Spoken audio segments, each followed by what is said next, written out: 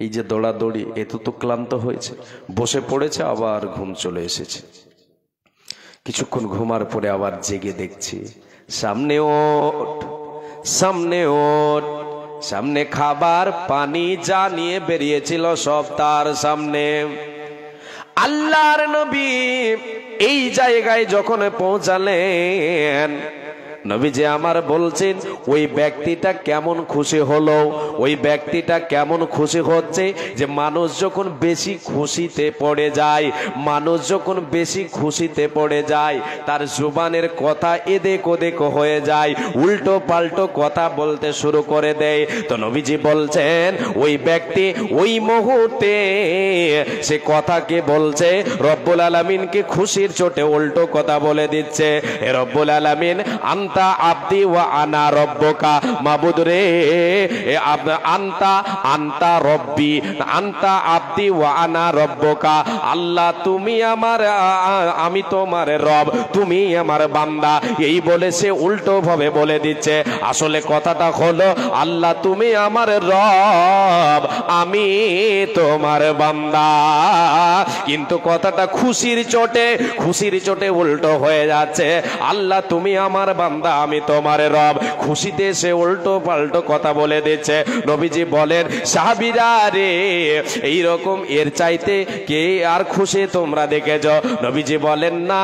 নবীজি যখন এই কথা বললেন, সাহাবায়ে কেরামেরা বলেছিলেন ইয়া রাসূলুল্লাহ, এর চাইতে বেশি খুশি দেখতে পাই না। বিশ্ব নবী বলেন যখন একটা মুমিন বান্দা গুনাহ করে আল্লাহর কাছে ক্ষমা চায়, ওই পথিকের চেয়েও বেশি আল্লাহ খুশি হয়ে যান, খুশি হয়ে যান। আল্লাহ তুমি ক্ষমা করো অপরাধ আমার বেকা চায় বারে বার, আল্লাহ তুমি ক্ষমা করো অপরাধ আমার। সদাই ভিক্ষা চাহি গোলাম দরবারে তোমার বেকা চায় বারে বার, আল্লাহ তুমি ক্ষমা করো অপরাধ আমার। অসংখ্য গুনাহ করেছি, নরকের পথ বেছে নিয়েছি, অসংখ্য গুনাহ করেছি আর নরকের পথ বেছে নিয়েছি। নিজ গুণে হারাইছি প্রভু, নিজ দোষে হারাইছি প্রভু, জান্নাত তোমার বেকা চাই বারে বার, আল্লাহ তুমি ক্ষমা করো অপরাধ আমার। আল্লাহর বস্তে আপনাদেরকে এবার একটা আমলের কথা বলছি আমি। আজকের এই যে সভা, এই জলসা মাদ্রাসার উন্নতি কল্পে, আপনারা সকলে জানেন এই মাদ্রাসাগুলো চলে শুধু আপনাদের দানে। আপনারা ভালোবাসেন বলে, জনগণ মুসলমান নরনারী ভালোবাসেন বলে মাদ্রাসা চলে। এই মাদ্রাসা হচ্ছে কোরআন এবং হাদিসের, এই মাদ্রাসাগুলোতে কোরআন এবং হাদিসের শিক্ষা দেওয়া হয়। এই মাদ্রাসার উন্নতি কল্পে জলসা। আজকে আমি আপনাদের কাছে 10টা মিনিট হাত পাতাবো এই মাদ্রাসাকে সামনে রেখে। আপনারা প্রাণ খুলে আমার হাতে দান দেবেন, আমি আপনাদেরকে দোয়া দিয়ে যাব, দোয়া নিয়ে যাব। তাই একজন এই মাদ্রাসার প্রেমিককে আমি দেখতে চাইব, আল্লাহওয়ালাকে দেখতে চাইব যে এই মাদ্রাসাকে ভালোবেসে কেউ একজন এই আবল মোড়, কচড়া আবল মোড়ের কোন এক বান্দা, কোন এক আল্লাহ প্রেমিক, আল্লাহর গোলাম আমার হাতে এসে 10,000 টাকা আমার হাতে দেবেন। আমি 10,000 টাকা দেখতে চেয়েছি। এটা হয়তো কম হচ্ছে, এর থেকেও বেশি হবে। আমি যখন ছোট, তো আমি ছোটটাই ধরছি 10,000। এরপরে পরবর্তী বক্তা যারা আসবেন ওনারা 20,000 বলবেন। 10,000 টাকা কেউ একজন আল্লাহর গোলাম, আল্লাহর বান্দা, আল্লাহ প্রেমিক 10,000 টাকা আমার হাতে দেবেন। এটা একটা মোটা দান হিসাবে আমি চাইলাম। 1,000, 2,000, 5,000 যে যা পারবেন আল্লাহর ওয়াস্তে দিয়ে যাবেন। এই কয়েক মিনিট গোনে, কয়েক মিনিট আপনাদের কাছে আপনাদের হাত থেকে আপনাদের মুক্ত হস্তে আপনারা দান করবেন এই মাদ্রাসাকে ভালোবেসে। তারপরে আমার সময় শেষ হয়ে যাবে, পরবর্তী বক্তা যিনি আছেন উনি চলে আসবেন। একটু আল্লাহর ওয়াস্তে আসেন। মা বোনদের প্রোগ্রাম তো হয়ে গেছে দিনের বেলায় আলহামদুলিল্লাহ। এখন আপনারা এসেছেন, আপনাদের কাছে হাত পাতাচ্ছি, আল্লাহর ওয়াস্তে আসেন। আমি আপনাদেরকে একটা হাদিস শোনাই। হাদিসটা হলো যে পৃথিবীতে আমরা যে দান আল্লাহ তাবারক ওয়া তাআলার রাহে পথে দান করব, সেই দান সেই সম্পদই হবে আমার আপনার নিজস্ব সম্পদ। নবীজি বলেছেন 3 ধরনের সম্পদের মধ্যে এক ধরন সম্পদ নিজস্ব, সেটা হচ্ছে আল্লাহর নবী বলেছেন আও আতাফা আক্তানা, হে উম্মাত উম্মতিরা, হে আদম সন্তান উম্মাত উম্মতিরা, যেটা আল্লাহর পথে দান করবে এটা হচ্ছে তোমার নিজস্ব সম্পদ। যেটা খাবে সেটা তোমার নিজস্ব, যেটা পড়বে সেটা হচ্ছে নিজস্ব। তাহলে আমার আপনার নিজস্ব সম্পদ যদি আমি আপনি আল্লাহর পথে দান করে যাই, আল্লাহর পথে ব্যয় করে যাই, তাহলে এটা আমার আপনার নিজস্ব সম্পদ হবে, এটা নিজের সম্পদ হবে। আর এই সম্পদ আমার আপনার পরকালে কাজে আসবে। জি, আপনি কোন গুনাহ করেছেন, পাপ করেছেন, আল্লাহর কাছে তওবা করেন, আল্লাহ তাবারক ওয়া তাআলা সেই পাপকে কি করবেন? মোচন করে দেবেন। আল্লাহর নবী সাল্লাল্লাহু আলাইহি ওয়াসাল্লাম বলেছেন আবু যার গিফারিকে, আবু যার, যখন তোমার দ্বারাই কোনো গুনাহ হবে, পাপ হবে, এটা পাপের কাজ হয়ে গেছে, চট করে একটা নেকি কাজ করো, এটা নেকির কাজ করো। কি হবে? ওয়া আতবি ইসাইয়াতাল হাসানাতা তামহুহা। জি, ওই নেকিতে, ওই নেকির কাজে তোমার গুনাহটাকে কি করবে? মোচন করে দেবে। নেকির কাজে কি হবে? গুনাহটা মোচন হয়ে যাবে। তো আসেন নেকির কাজের দিকে একটু আল্লাহর ওয়াস্তে আপনারা প্রাণ খুলে 5000-এর 2 জন আল্লাহর গোলাম আসেন, 5000 করে 2 জন আসেন, আমার হাতে দেন। 10,000 চেয়েছে একজন, কেউ একজন আল্লাহর বান্দা, কেউ একজন আল্লাহ প্রেমিক, রাসূল প্রেমিক, এই মাদ্রাসার হিতাকাঙ্ক্ষী কে আছেন একটু আল্লাহর ওয়াস্তে আসবেন। 5000 করে 2 জন আসেন, 1000 করে 10 জন আসেন, আসেন আল্লাহর ওয়াস্তে দিয়ে যান। আর যিনারা চাদর ঘুরছে, চাদরে যিনারা দেবেন 200, 400, 500, 1000 যা দেবেন সেটা আপনারই, এটা সেটা আপনারই সম্পদ, সেটা আপনার সম্পদ, সেটা থেকে যাবে আপনারই, আপনার সঙ্গে যাবে, আপনার নিজস্ব সম্পদ হয়ে যাবে, কেউ এতে ভাগ গোছাতে পারবে না। অতএব আপনাদের কাছে আমি অনুরোধ করি, মুমিন কখনো ঈমানদার কখনো দান করতে নিজের সম্পদ গোছাতে হেলা করে না, সে কখনো পিছু টান দেয় না, সে কখনো কৃপণতা করে না। কেন? সেটা হচ্ছে তার সম্পদ। আসেন, তাড়াতাড়ি আসেন। কেউ একজন নেই 5000 দেনেওয়ালা? অনেকে আছেন, অবশ্যই আছেন, কিন্তু একটু সময় লাগবে, বুঝতে পারছি। আপনার দাদার নামে মাশাআল্লাহ আলহামদুলিল্লাহ, আমার এক ভাইজান দাদুর নামে 1000 টাকা দান করেছেন, আলহামদুলিল্লাহ। হে রব্বুল আলামিন, দাদুর নামে 1000 টাকা তোমার বান্দা দিয়েছে গো আল্লাহ। দাদু তার কবরবাসে হয়ে গেছে, বুঝতে পারলাম। হে আল্লাহ তাআলা, দাদুর নামে দান করেছে, এই দানকে তুমি কবুল করে নাও এবং দাদুর কবরটাকে আলোয় আলোকিত করে দাও, দাদুর রুহের মাগফিরাত করে দাও, তুমি তোমার রহমতের চাদর দিয়ে ঢেকে নাও। হে আল্লাহ তাআলা, তোমার এই বান্দার দানকে কবুল করো। তোমার নবীর মাদ্রাসাকে ভালোবেসে 1000 টাকা দান করেছে দাদুর নামে। হে আল্লাহ তাআলা, এই দান তুমি করো কবুল, মিটাইয়া দাও তার জীবনের ভুল, যে উদ্দেশ্যে যে নিয়তে দান দিয়ে গেল, এই দান মাওলা তুমি করো হে কবুল। আল্লাহুম্মা সাল্লি আলাইহি আল্লাহুম্মা বারিক আলাইহি, জাযাকাল্লাহু ইয়াকাল্লাহ বারাকাল্লাহ, আমিন সুম্মা আমিন। যে 500, 1000, 2000, 200, 400 যিনারা দেবেন আসেন, চটচট করে আমার হাতে দিয়ে যান, কেউ দ্বিধা করবেন না, আসেন, তাড়াতাড়ি আসেন, এসে দিয়ে যান। আর 5000, 10000 চেয়েছি, যিনারা আছেন, দেনেওয়ালা আছেন, ক্ষমতা আছে, আল্লাহ আপনাকে দিয়েছেন, আপনি কখনো পিছু টান দেবেন না, নচেত একদিন আপনাকে জিজ্ঞাসা করা হবে। আল্লাহ তাআলা তিনি নিয়ামত সম্পর্কে জিজ্ঞাসা করবেন, তুম্মা লা তুসআলুন্না ইয়াওমাইদিন আনিন নাঈম। জি, আল্লাহ তাবারক ওয়া তাআলা বলেছেন তিনি সওয়াল করবেন, বুঝবেন যে নিয়ামত আপনাকে আমাকে দেওয়া হয়েছে, এর ব্যাপারে জিজ্ঞাসায়িত হতে হবে আমাদেরকে, উপায় নেই, এর জন্য আমাকে আপনাকে জবাব দিতে হবে।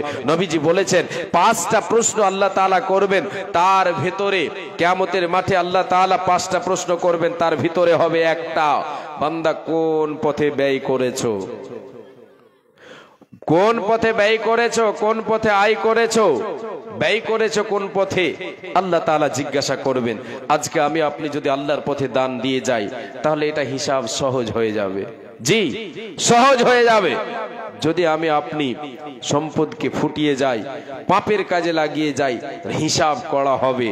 যে অতএব নিজের সম্পদ গোছাতে কখনো হেলা করবেন না। মাশাআল্লাহ, আলহামদুলিল্লাহ, জাযাকাল্লাহ, হায়াকাল্লাহ, বারাকাল্লাহ। আল্লাহ তোমার এক বান্দা দেখো এখানে আসিয়া 1000 টাকা দিল মাদ্রাসা লাগিয়া, এ মাদ্রাসা চালাবো বলে করিয়াছে দান, এ মাদ্রাসাকে ভালোবেসে করিয়াছে দান। অথচ পূরণ করো তুমি দয়াবান, তুমি অতি দয়াময়ী, দয়ার ভান্ডার, এ গুনাহ খাতা মাফ করো বান্দারো তোমার। ও গো আল্লাহ দয়াময় করিবে কবুল, মিটাইয়া দেবে তার জীবনের ভুল। যে উদ্দেশ্যে যে নিয়াতে দান পাঠাইল, এই দান মওলা তুমি করো কবুল। আল্লাহুম্মা সাল্লি আলাইহি আল্লাহুম্মা বারিক আলাইহি, আমিন সুম্মা আমিন। দেখো কেমন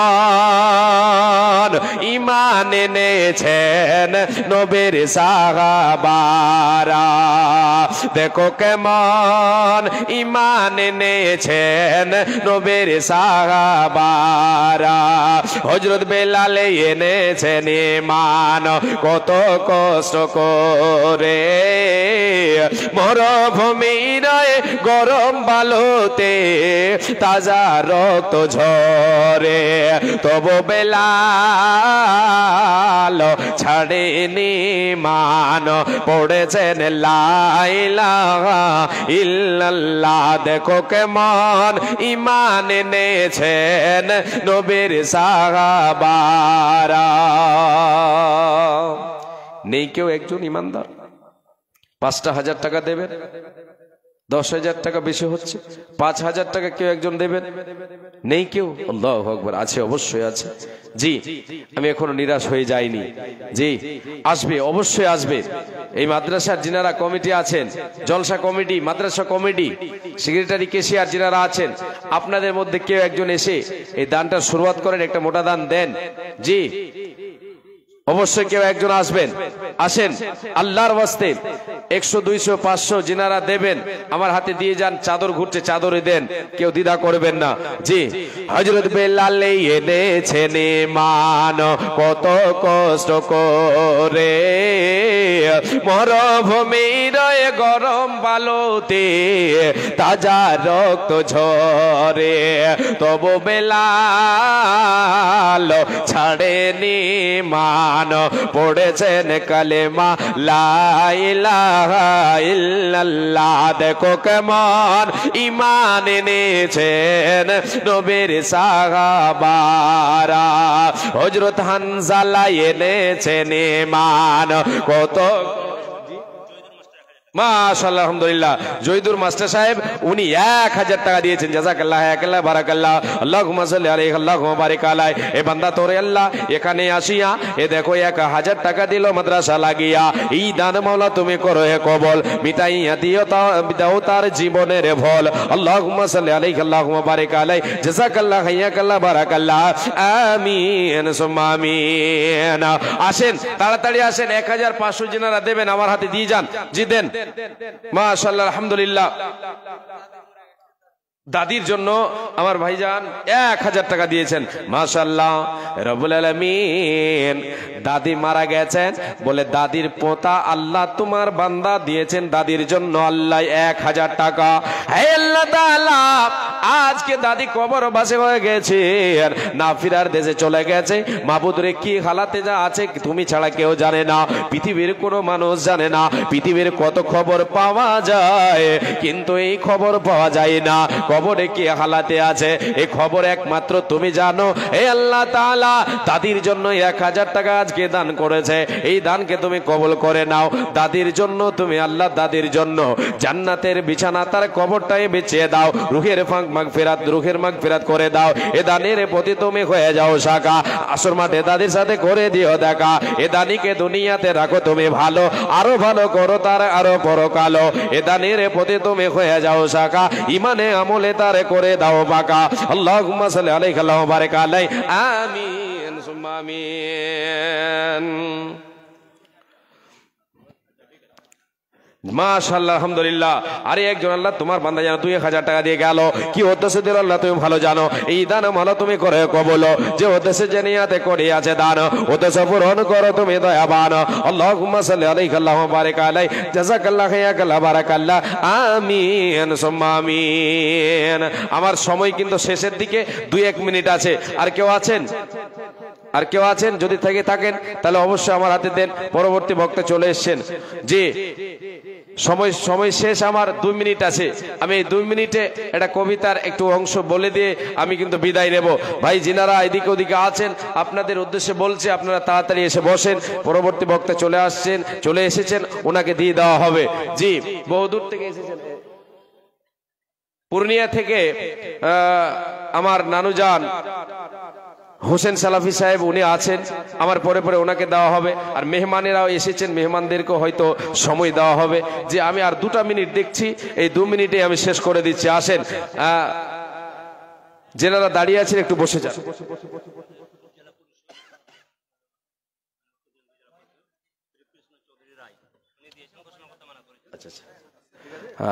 আমাদের এই জেলা পরিষদ শ্রীকৃষ্ণ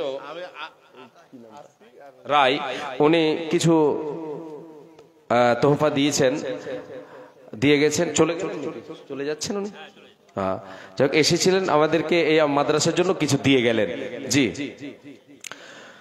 আর ছেড়ে দেবো নাকি? কই বক্তা আসেনি তো, স্লিপ কেন দিলেন? বক্তা আসলে স্লিপ দিতে হবে, তার আগে স্লিপ দিন না। মাশাআল্লাহ। আর একজন 200 টাকা দিয়েছেন, জাযাকাল্লাহ হায়াকাল্লাহ বারাকাল্লাহ। কে দিল বান্দা তোমার, আল্লাহ তুমি ভালো জানো। এই দান মালা তুমি করো কবুল, মিটাইয়া দাও তার জীবনের ভুলো। তুমি অতি দয়াময় দয়ার ভান্ডার, গুনাহ খাতা মাফ করো ভান্ডার তোমার। আমিন সুম্মা আমিন। আমিন সুম্মা আমিন। জি, আসেন, চটচট করে আসেন। একটা বাইকের কবিতা আমাকে বলছে এদিক থেকে। আমি বাইক নিয়ে একটা কবিতা সংক্ষেপে 2 মিনিটে বলেই শেষ করে দিচ্ছি। আসেন ভাই, যিনারা এদিক ওদিকে আছেন, আলোচনা যা শোনালাম আলহামদুলিল্লাহ, যতটা আল্লাহ চেয়েছেন ততটাই আপনাদেরকে আমি শোনাতে পেলাম। সময় সংকীর্ণ কারণে বেশি হয়তো কিছু বলতে আপনাদেরকে বলে শোনাতে পেলাম না, যার জন্য আমি ক্ষমা প্রার্থী। এই কবিতাটা 1-2-4 লাইন বলে দিয়ে আমি কিন্তু বিদায় নিচ্ছি। বোনের বাইক শ্বশুরের কাছে পেয়ে তার একটু ফুটানি কেমন হয় একটু দেখেন, আর তার পরিণামটা কেমন হয় এই নিয়ে কবিতাটা। বাইকটা দিল শ্বশুর মশাই, আব্বা দিছে তেল। বাইকটা দিল শ্বশুর মশাই, আব্বা দিছে তেল। তাই তো আমার গতির সাথে জেটে বেমানো ফেল। বাইকটা দিল শ্বশুর মশাই, আব্বা দিছে তেল। তাই তো আমার গতির সাথে জেটে বেমানো ফেল। দুর্ঘটনা ঘটলে ঘটক আমার কিসের ভয়, গেলে যাবে বাপ শ্বশুরের আমার কিছু নয়। দুর্ঘটনা ঘটলে ঘটক আমার কিসের ভয়, গেলে যাবে বাপ শ্বশুরের আমার কিছু নয়। চলবে আমার মোটর গাড়ি জোরে মারে টান, কে কি বলে শুনব না আজ ধরছে চেপে কান। চলবে আমার মোটর গাড়ি জোরে মারে টান, কে কি বলে শুনব না আজ ধরছে চেপে কান। এমন গতি তুলব রে আজ আমার গতি দেখে, এমন গতি তুলব রে আজ আমার গতি দেখে। থমকে যাবে পথের পথিক পথ চলা রেখে, এমন গতি তুলব রে আজ আমার গতি দেখে। থমকে যাবে পথের পথিক পথ চলা রেখে। গতির চোটে ছুটছে উড়ছে মানুষ, উড়ছে পথের ধুলো, গতির চোটে ভাগছে মানুষ, উড়ছে পথের ধুলো। আর এদিকে ওদিকে বাধায় আছে পথে ছাগলগুলো, পথে আর এদিকে ওদিকে বাধায় আছে পথে ছাগলগুলো। ধাক্কা বাইকটা গিয়ে ধাক্কা আর এদিকে ওদিকে বাধায় আছে পথে ছাগলগুলো। বাইকটা দিছে শ্বশুর মশাই, আব্বা দিছে তেল, তাই তো আমার গতের সাথে জেট বিমানও ফেল। দুর্ঘটনা ঘটলে ঘটক আমার কিসের ভয়, গেলে যাবে বাপ শ্বশুরের আমার কিছু নয়। এমন গতে তুলবরে আজ আমার গতে দেখে, থমকে যাবে পথের পথিক পথ চলা রেখে। গতির চোটে ছুটছে মানুষ, উড়ছে পথের ধুলো, আর এদিকে ওদিকে বাধায় আছে পথে ছাগলগুলো। আমি এখান থেকে শেষ করছি, একটু ভুলে গেলাম যার জন্য আর আগে বাড়ছি না। জি, আমি ক্ষমা প্রার্থী, আপনাদের কাছে ভুল ভ্রান্তি হলে ছেলে বলে ভাই বলে ক্ষমা করবেন। আর আমি এখান থেকে সময় হয়ে গেছে, আমি চলে এসেছি না? জি, 9টা 10 পর্যন্ত সময় দেওয়া হয়েছিল, 11 হয়ে গেল। যাই হোক, ক্ষমা করবেন ছেলে বলে ভাই বলে। আসসালামু আলাইকুম রহমতুল্লাহি ওয়া বারাকাতুহু।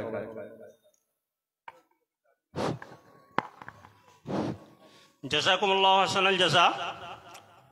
শেখ আব্দুল্লাহ বিন খলিলুর রহমান সাহেব আপনাদের সামনে মিষ্টি সুরে দীর্ঘক্ষণ বক্তব্য রাখলেন। আমরা শুনছি অনেক, কিন্তু তার উপর আমল করছি না। আল্লাহ তাআলা আমাদের আমল করার তৌফিক দান করুন, আমিন। যে সমস্ত বাবাজিরা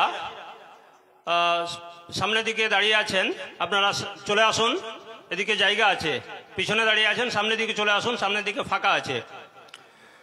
আমরা আমাদের নির্ধারিত বক্তা নিয়ে আসব।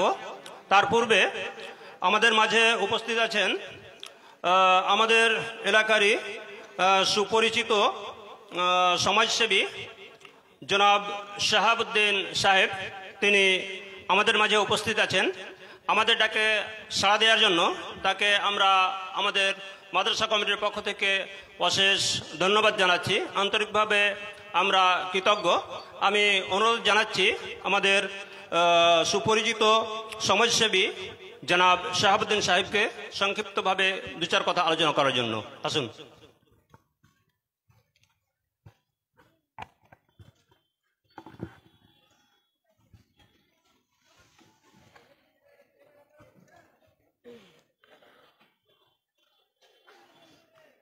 শ্রদ্ধেয় সভাপতি,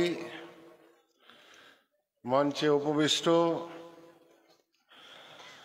হুসেন সালাফি সাহেব, লাল মাহমদ, মাওলানা আব্দুল হালিম সাহেব,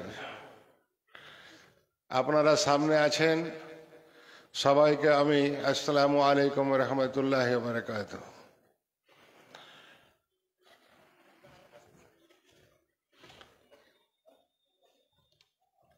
কোচড়া এই গ্রামের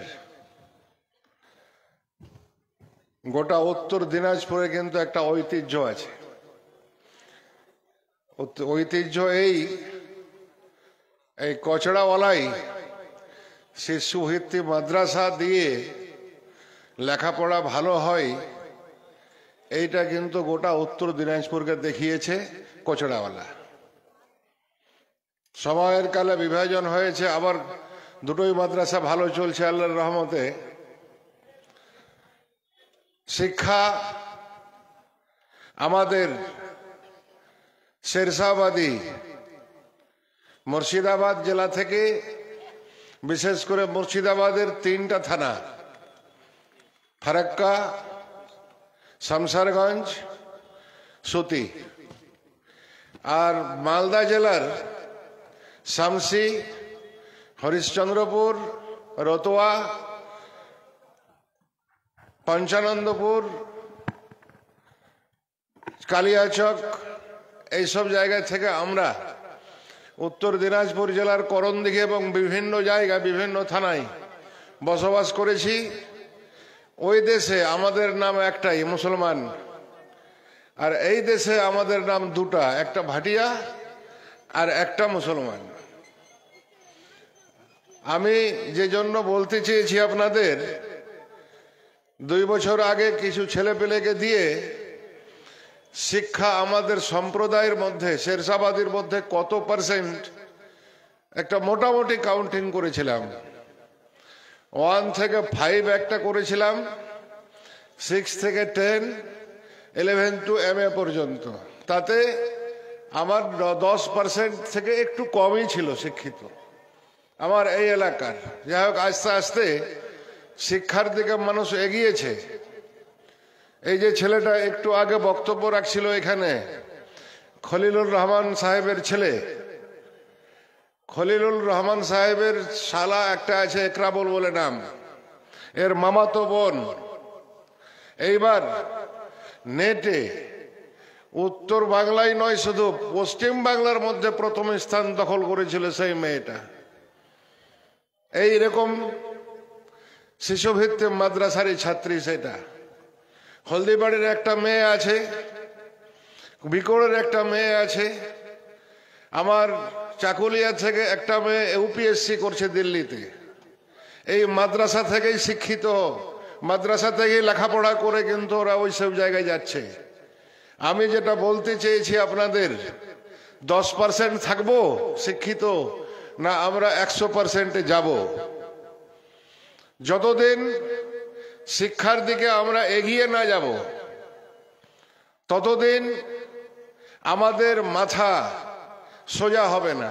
এক কথায়, যার ভিতরে শিক্ষা নেই তার মেরুদণ্ড নেই। মেরুদণ্ডহীন ওই লোকগুলোকেই বলা হয় যারা শিক্ষার দিকে যায় না, শিক্ষা গ্রহণ করে না। আমি এই কিছুদিন থেকে দেখছি ভারতবর্ষে আমরা শুধু কি মুসলমানরাই সংখ্যালঘু? আমরা 25 কোটি, 28 কোটি, 30 কোটি লোক বসবাস করি মুসলমান। সংখ্যালঘু সম্প্রদায় আরো সংখ্যালঘু আছে, যেমন আমার শিখ ভাই যারা পাঞ্জাবি, মাথায় পাগড়ি বেঁধে থাকে, হাতে কড়া। 1 লক্ষ লোকের মধ্যে থাকলে একটা পাঞ্জাবিকে চেনা যায়, কারণ ওরা ওর গুরুর কথা যেভাবে বলেছে, গুরু নানক, গুরু গোবিন্দ সিং, গুরু তেগ বাহাদুর যেভাবে চলতে বলেছে ওদের, ওইভাবেই চলছে ওরা। ওদের গুরু যেভাবে চলতে বলেছে, তো প্রথমে বলেছে শিক্ষা গ্রহণ করতে। পাঞ্জাবের মাটিতে 96% লোক শিক্ষিত, শিখ ভাইরা 100% শিক্ষিত। শিক্ষা আগে ওদের, তারপরে অন্য কর্ম। তারপরেই আছে আমার এখানে 2.5 থেকে 3 কোটি মারওয়াড়ি সম্প্রদায়। এরাও ওই রকম শিক্ষিত, ভারতবর্ষের ক্রিম জায়গাটা ধরে আছে ওরা, সমস্ত টাকা পয়সা ওদের কাছে আছে।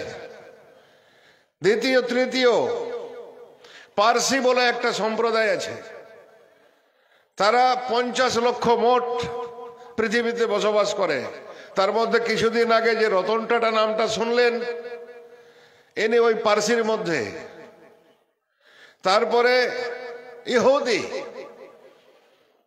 ইহুদিরা মোট 3 কোটি কোথা পৃথিবীর মধ্যে আছে, কিন্তু ওরা 500 কোটি লোককে শাসন করে। কিসের জোরে? ওরা বসে নেই, কোনো না কোনো জিনিস ওরা রিসার্চ করছে, নিত্য নতুন জিনিস আবিষ্কার করছে। আমাদের দেশের ভালো যে চকলেট বিক্রি হয় সেটা ওই ইসরায়েল থেকে তৈরি হয়ে আসে, ইহুদিরা তৈরি করে। আমরা কি তৈরি করেছি? যেটা তৈরি করা ছিল সেটা ধ্বংস করেছি। তারপরেও বলি, আমাদের উপরে আল্লাহ তাআলার, ভারতবর্ষে আমরা যারা মুসলিম বসবাস করি, আল্লাহ তাআলার তার উপরে, আমাদের উপরে স্পেশাল একটা রহমত বর্ষিত হয়, যেটা আমরা অনুভব করি, বুঝতে পারি, কিন্তু আবার না বুঝে থাকি। এইবার মহাকুম্ভ মেলা হলো। মহাকুম্ভ মেলা 144 বছর পরে একবার হয়। কুম্ভ মেলা প্রতি বছর হয়, গঙ্গা স্নান যে আমার ওই দাদারা করে, যেটা আমরা করি না, আমাদের নিষেধ আছে, কিন্তু ওদের হুকুম আছে, ওরা করছে, ভালো জিনিস। কিন্তু এইবার হুকুম হলো কি, ওই মেলাতে মুসলমান এলাও হবে না, মুসলমান যেন ওই মেলাতে কোনো দোকানপাট না করে। তো একটা আমি আপনাদের বলি, আমাদের কাছে 3টা কাল আছে। একটা অতীত, যেটা কালকে হয়ে গেছে, বর্তমান যেটা আমি বলছি এখন, ভবিষ্যৎ এরপরে যেটা হবে। আল্লাহর কাছে কিন্তু একটাই কাল, যেটা ঘটছে সেটা ওর সামনে আছে, যেটা ঘটবে সেটা ওর সামনে আছে, যেটা ঘটে গেছে কাল সেটাও ওর সামনে আছে। আল্লাহ আমাদের হেফাজত করবে, তার জন্য স্পেশাল রহমত এখান থেকেই করেছে। যদি মুসলিম এলাও থাকতো, কুম্ভ মেলাতে যে দুর্ঘটনা ঘটে গেল, আজকে ওখানকার দিল্লির সরকার, ইউপির সরকার জবাবদেহি করতে পারছে না, তাহলে এটা যদি কোনো ওই মুসলিম এলাও থাকতো, তাহলে মুসলমানদের মাথার উপরে চাপিয়ে দিত এটা জোর করে, বলে এরাই ঘটিয়েছে এটা। এই জন্য বলি আলহামদুলিল্লাহ, আল্লাহ আমাদেরকে ওদের থেকে, ওই খারাপ জিনিস থেকে আমাদেরকে হেফাজত করেছে আল্লাহ। এটা বুঝে নিতে হবে, যখন কিছু করতে যে যখন কাউকে বেঁধে রাখা হয়, সেইখানেই আল্লাহর কিছু রহমত আছে। আমি যেটা বলতে আপনাদের চেয়েছি, আমরা অশিক্ষিত কতদিন থাকবো? কেন কম্পিটিশনে যেতে পারছি না? সব দিক দিয়ে, আপনি রাজনীতির দিকে যান, তবুও ওই একটা মার আছে। যদি আপনি শিক্ষার জগতে যান, তবুও লেখাপড়ায় পিছিয়ে আছি। যদি আপনি মাঠের দিকে যান, তাহলে লেখাপড়ার লোক যদি জমি চাষ করে বিজ্ঞান পদ্ধতিতে, তাহলে ওর ফসল বেশি ফলবে। যারা দোকানদারের কথা শুনে দোকানে মাঠে জমি চাষ করে, তার ফসল একটু কম পড়বে, কারণ দোকানদারের কথা মতো আপনাকে মূল্যটা দিতে হবে। এই জন্য আমাদের প্রত্যেকটা লোকের শিক্ষার আঙিনায় যাওয়া খুব দরকার। সময় হয়ে গেছে মনে হয় নাকি? আমি 2 মিনিট বলে শেষ করে দিব। তো আমি যেটা বলতে চেয়েছি, আমাদের ইউনিটি কেন হয় না, একতা কেন হয় না? শিক্ষার অভাব আছে, তার জন্য হয় না। কোথাও দেখেন আপনি, পাঞ্জাবে আমাদেরকে যে কথা বলা হয়, সেটা পাঞ্জাবিরাকে বলা হয় না। যেটা আমাদের বলা হয়, ইহুদিকে বলা হয় না। যেটা আমাদের বলা হয়, সেটা পার্সিকেও বলা হয় না। আমি এই জায়গায় বলছি যে আমাদের সামনে যে লড়াইটা আছে সংবিধানের উপরে, আজকে পশ্চিমবাংলায় শিক্ষা 28 নম্বর স্থানে গেছে। সরকারি স্কুল দিয়ে যদি আপনার কোনো ছেলেপিলেকে লেখাপড়া করাতে চান, তা আপনি কোনোদিনই পারবেন না। কারণ আপনি ক্লাস 5-এ ছেলেটাকে ভর্তি করে আসেন, 4 বছর পরে খবর নেবেন আপনার ছেলে একদিন স্কুল যদি না যায়, তো ক্লাস 8-এ পড়ছে ও। কারণ সরকার আইনই করেছে এটা, যে ফেল করা চলবে না, স্কুল না গেলেও পাস করবেন, গেলেও পাস করবেন। 921টা সেন্টার এবার কমে গেছে। 10 তারিখ থেকে মাধ্যমিক পরীক্ষা হবে। আগামী 10 তারিখ থেকে মাধ্যমিক পরীক্ষা শুরু। 921টা সেন্টার কমেছে। কমে যাওয়ার কারণ কি? আপনি আমি স্কুলের মুখে নেই, ছাত্র কমে গেছে, তার জন্য স্কুল কমেছে। কিন্তু জনসংখ্যা তো কমেনি, ছেলে পেলে জন্ম দেওয়া তো বন্ধ করিনি, কিন্তু স্কুলের সংখ্যাটা কমলো কেন?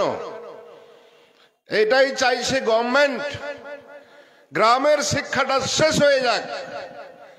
শহরের শিক্ষাটা থাকলেই গ্রামের লোককে বোকা বানিয়ে দিয়ে আমরা রাজনীতিটা করতে পারবো। এই কথাই আমি বলে আমার বক্তব্য এখানে শেষ করব। আসসালামু আলাইকুম ওয়া রাহমাতুল্লাহি ওয়া বারাকাতুহু। অসংখ্য ধন্যবাদ স্যারকে। উনি খুব সুন্দর তথ্যমূলক কিছু আলোচনা আমাদের সম্মুখে করছিলেন, তার জন্য তাকে আবারও ধন্যবাদ। তিনি আমাদের সমাজের অত্যন্ত একজন সমাজসেবী মানুষ। সমাজের প্রতিটি মাদ্রাসার প্রতি তার বিশেষ অবদান রয়েছে আর ভবিষ্যতেও থাকবে। আমরাও এই মাদ্রাসার পক্ষ থেকে, এই মাদ্রাসা কমিটি তার কাছে বিশেষ সহযোগিতার আশা করব। আর তিনি বরাবরই আমাদের এই প্রতিষ্ঠানকে সহযোগিতা করে যাচ্ছেন।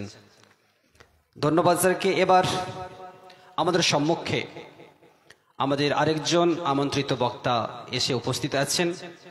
আপনাদের জানিয়ে রাখি যে আজকে আমাদের প্রধান বক্তা ফজিলাতুল শেখ মুমতাজুল ইসলাম ইরফানি আমাদের মাদ্রাসা প্রাঙ্গণে এসে উপস্থিত হয়ে গেছেন। এরকম দ্বিধাদ্বন্দ্বের মধ্যে যারা আছেন তারা সেই দ্বিধা থেকে বেরিয়ে আসুন। আমাদের কাছে আগে থেকেই খবর আছে, যদিও গুজব ছড়িয়েছিল হয়তো উনি আসবেন না, কিন্তু আমাদের মাদ্রাসা প্রাঙ্গণে এসে উপস্থিত হয়েছেন। আমরা কিছুক্ষণের মধ্যেই তাকে পাবো আমাদের সম্মুখে। তার আগে আমাদের আরেকজন অত্যন্ত বিখ্যাত, অত্যন্ত সুযোগ্য আলেমে দ্বীন ফজিলাতুল শেখ মোহাম্মদ হুসাইন সালাফি হাফিজাহুল্লাহকে আমন্ত্রণ করছি, ওনাকে আহ্বান করছি। উনি আসবেন আমাদের সম্মুখে এবং তার মূল্যবান আলোচনা আমাদের সম্মুখে রাখবেন।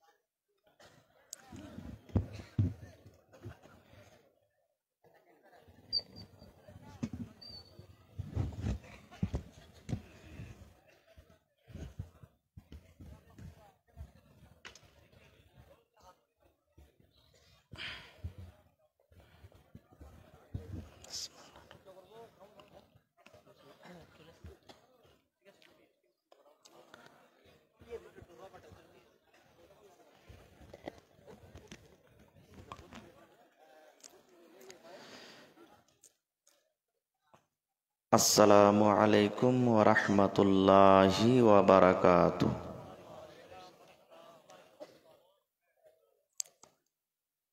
আমার ওই ভাইরা দাঁড় হয়ে আছেন কেন ভাই?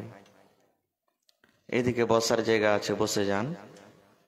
এটা দ্বীনি মজলিস, শুধু আল্লাহ এবং আল্লাহ রসুলের কথা হবে।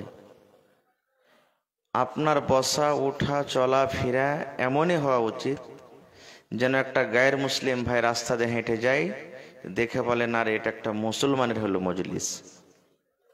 তো যারা ওখানে দাঁড় হয়ে আছেন বসে যান। এত ঠান্ডা হতে গেল আপনারা এসেছেন, আল্লাহর রাস্তায় বসেন। আমি 1 ঘন্টা আপনাদের সামনে আছি, তারপর ইনশাআল্লাহ আজকে জালসার প্রধান বক্তা যিনি আপনাদের সামনে আসবেন। যারা বাজারে এখনো ঘোরাফেরা করছেন ভাই, এই সময়টা 1 বছর পর আবার পাবেন। আর 1 বছরকার মধ্যে কে আমরা থাকবো কে থাকবো না আল্লাহ ছাড়া কেউ জানে না। তো আপনারা সময়টা এখানে এসেছেন, দিয়েছেন, বসেন এসে। ইন্নাল হামদালিল্লাহ নাহমাদুহু ওয়া নাস্তাঈনুহু ওয়া নাস্তাগফিরুহু ওয়া নাউযু বিল্লাহি মিন শুরুরি আনফুসিনা ওয়া মিন সাইয়্যাতি আমালিনা মান ইয়াহদিহিল্লাহু ফালা মুযিল্লা লাহু ওয়া মান ইউযলিলহু ফালা হাদিয়া লাহু ওয়া আশহাদু আল লা ইলাহা ইল্লাল্লাহু ওয়াহদাহু লা শারীকা লাহু ওয়া আশহাদু আন্না মুহাম্মাদান আবদুহু ওয়া রাসূলুহু আম্মা বা'দ فإن خير الحديث كتاب الله وخير الهدي هدي محمد صلى الله عليه وسلم وشر الأمور محدثاتها وكل محدثة بدعة وكل بدعة ضلالة وكل ضلالة في النار. أعوذ بالله من الشيطان الرجيم. بسم الله الرحمن الرحيم. يا أيها الذين آمنوا قوا أنفسكم وأهليكم نارا وقودها الناس والحجارة. وقال النبي صلى الله عليه وسلم طلب العلم فريضة على كل مسلم. মরণী কথা স্মরণ কি তোর নাই, মরণী কথা মনে কি তোর নাই, মরণী কথা স্মরণ কি তোর নাই রে মমিন ভাই, মরণী কথা স্মরণ কি তোর নাই। তুমি যখন যাবে মরে, তুমি যখন যাবে মরে, নিয়ে যাবে খাটে করে, রেখে দিবে মাটির বিছা নাই রে মমিন ভাই, মরণী কথা স্মরণ কি তোর নাই, মরণী কথা মনে কি তোর নাই রে মমিন ভাই, মরণী কথা স্মরণ কি তোর নাই। মাল ধন পয়সা করে, মাল ধন পয়সা করে থেকে যাবে পাকার বাড়ি, কিছুই তোমার কাজে আসবে না রে মমিন ভাই, মরণী কথা স্মরণ কি তোর নাই। নারে তাকবীর। আজকে জলসার যোগ্যতম শ্রদ্ধেয় সভাপতি সাহেব, উপস্থিত ওলামায়ে কেরাম, সামনে বসে থাকা ইসলাম দরদি দিন দরদি ভাই ও বাবাজিরা, সমস্ত তারিফ ও গুণগান সেই মহান আল্লাহ তাবারাক ওয়া তাআলার জন্য, যে মহান আল্লাহ তাবারাক ওয়া তাআলা এত ঠান্ডা থাকা সত্ত্বেও নরম গরম বিছানাকে ত্যাগ করে এই পিন্ডালের তলে বসে কিছু বলার ও শোনার তৌফিক দিয়েছেন। তাই আমরা সে আল্লাহ তাবারাক ওয়া তাআলার প্রশংসা করি, অন্তর থেকে মুহাব্বতের সাথে সকলেই পড়েন আলহামদুলিল্লাহ। একটু মুখ খুলে আরো জোর করে পড়েন ভাই আলহামদুলিল্লাহ। তারপর আমাদের শেষ নবী হযরত মুহাম্মদুর রাসূলুল্লাহ পড়েন সাল্লাল্লাহু আলাইহি ওয়াসাল্লামের পর অগণন দারুদ শরীফ শান্তির ধারা বর্ষিত হোক, আমিন। আল্লাহুম্মা সাল্লি আলাইহি আল্লাহুম্মা বারিক আলাইহি। ভাই মুসলমান, আমার সময় হলো 1 ঘন্টা, 10:30 বাজবে, ছেড়ে দেব ইনশাআল্লাহ। আমি আপনাদের সামনে আল্লাহ তাবারাক ওয়া তাআলার পাক পবিত্র কোরআন মাজিদ থেকে এখানে আয়াত তেলাওয়াত করেছি, সাথে আল্লাহর নবী মুহাম্মদ সাল্লাল্লাহু আলাইহি সাল্লামের একটা হাদিস পড়েছি, আয়াত এবং হাদিসকে সামনে রেখে আমি আমার বক্তব্য ইতি করব। আমা তাওফিকি ইল্লা বিল্লাহ। আল্লাহর কাছে দোয়া করি রব্বুল আলামিন আমি যা কিছু বলবো যেন সহিহ হাদিস এবং কোরআন থেকে বলতে পারি এবং সাথে সাথে আমরা সকলে আমল করতে পারি, তার জন্য আল্লাহ আমাদেরকে তৌফিক দেন। পূর্ণ আল্লাহুম্মা আমিন। ভাই আমার, আজকে জালসা শুনতে এসেছেন। আজকে যদি আপনি মৌলানা সাহেব যত বক্তব্য দিলেন বা দিবেন, যদি আল্লাহ এবং আল্লাহ রসুলের কোনো একটা বাণীকে নিয়ে আপনি বাড়ি চলে যান আর আমল করেন, জালসা কামিয়াব, আপনার আশাও কামিয়াব, দুনিয়া আখিরাত আপনার কামিয়াব ইনশাআল্লাহ তাআলা। ভাই মুসলমান, আজকে হলে এটা মাদ্রাসার জালসা নাকি? একটু কথা বলবেন আমার সাথে, জালসাটা কিসের? মাদ্রাসার জালসা। আলহামদুলিল্লাহ। এটা হলো কচড়া গোপালপুর নাকি? দেখেন, কচড়া, কচড়া শব্দের মানে বুঝতে পারছেন কাকে বলে নাকি? তো নামটা হয়তো খারাপ যে কচড়া, আসলে আমাদের এলাকাতে কচড়া ওয়াকি বলে যে কাঞ্জুস হয়, ভালো খাইবে না, ভালো পিনবে না, টাকা থাকলে কাঞ্জুসি করবে, দান ধ্যান করবে না। কিন্তু আল্লাহর দয়াতে দেখেন, মানে কেউ মনে নেবেন না, আমি বোঝার জন্য বলছি যে আপনাদেরকে ধন্যবাদ জানাই যে এত বড় মাদ্রাসা আপনারা করে রেখেছেন। আলহামদুলিল্লাহ পড়েন।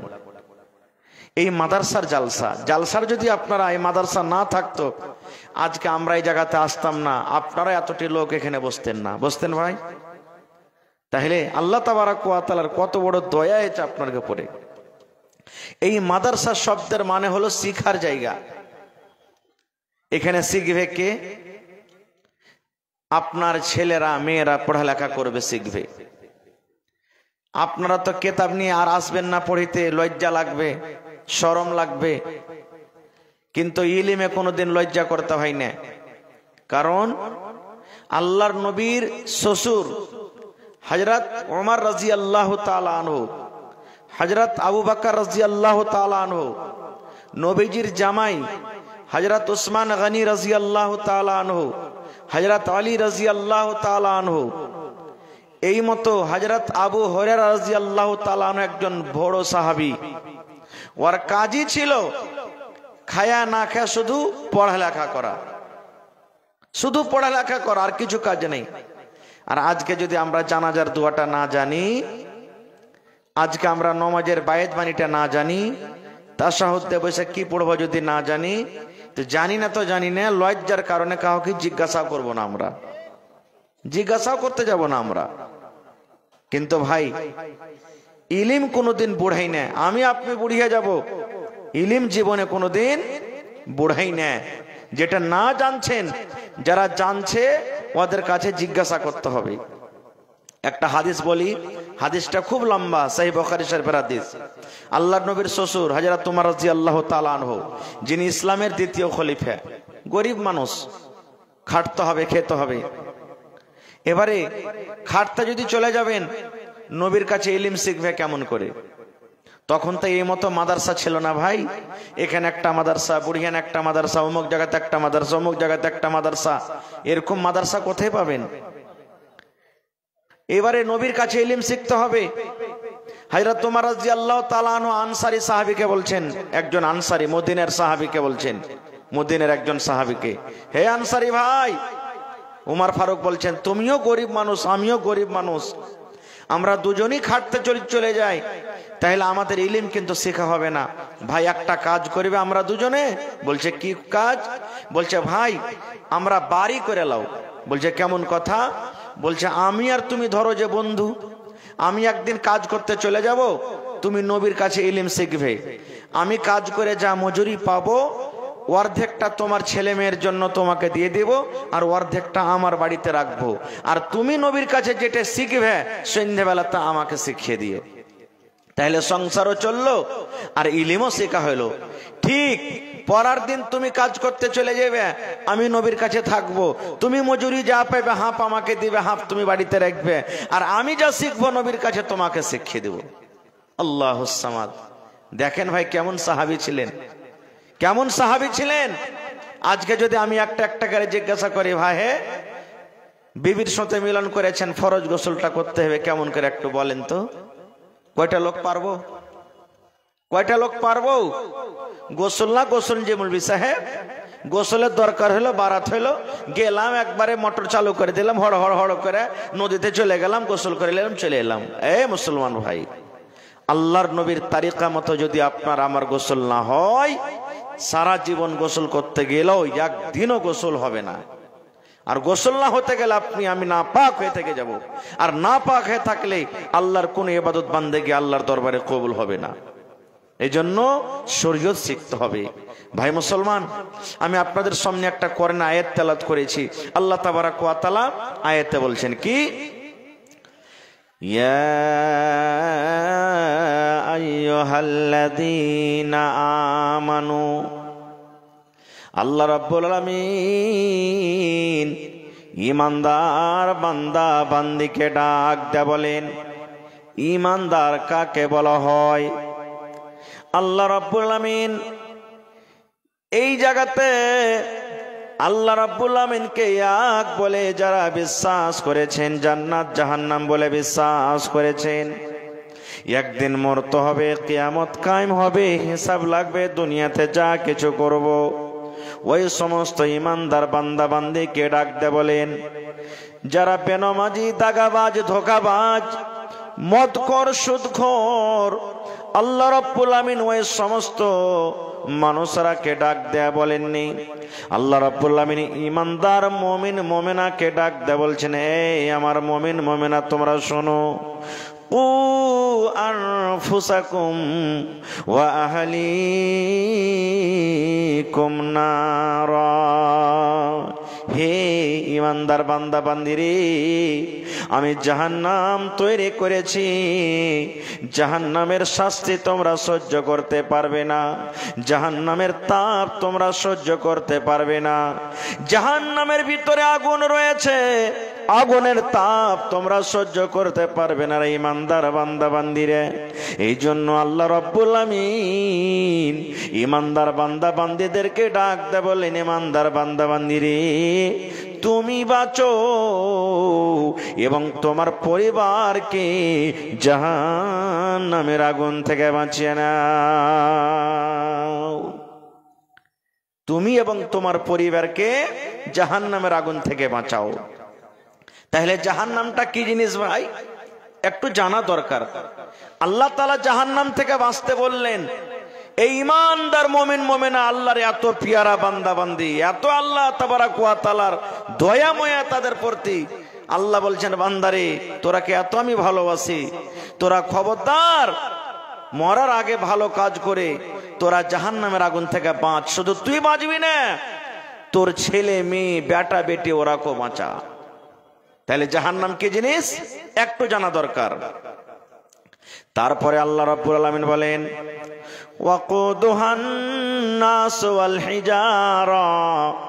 হে ইমানদার বান্দা বান্দি শোনো, জাহান্নাম এমন একটা জায়গা, জাহান্নাম এমন একটা ঠিকানা, জাহান্নামের লোকরি হবে রে মানুষ এবং পাথর।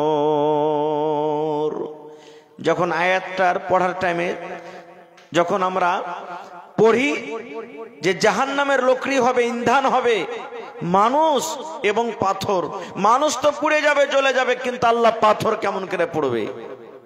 কিন্তু এখন অরিজিনাল চোখে দেখতে পেলাম। আজ থেকে মোটামুটি 15 দিন 20 দিন আগে, 10 দিন আগে আপনারা বড় বড় মোবাইলে দেখেছেন আমেরিকাতে আগুন লেগেছিল। ভাই জোরে বলেন, আমেরিকাতে আগুন লেগেছিল। বড় বড় 5 তলা 10 তলা 50 তলা বিল্ডিং পুড়ে শেষ হয়ে গেল। তাহলে বোঝা গেল বন্ধুরে, দুনিয়াতে আল্লাহ রাব্বুল আমিন ৭৭ ভাগ আগুনের মধ্যে 1 ভাগ আগুন আল্লাহ রাব্বুল আমিন দুনিয়াতে দিয়েছেন দুনিয়াদারি করার জন্য। 1 ভাগ আগুনে যদি ঘর পড়ে যায়, 1 ভাগ আগুনে যদি পাথর পড়ে যায়, 1 ভাগ আগুনের যদি তাপ আমরা সহ্য না করতে পারি, আল্লাহ রাব্বুল আমিন 69 আগুন জাহান্নামের ভিতরে রেখেছে। ওই জাহান্নামের আগুনের তাপ আমরা কেমন করে সহ্য করব? এই জন্য আল্লাহ রাব্বুল আমিন বলেন, হে ইমানদার বান্দা বান্দিরে, তুমি এবং তোমার পরিবারকে জাহান্নামের আগুন থেকে বাঁচিয়ে নাও।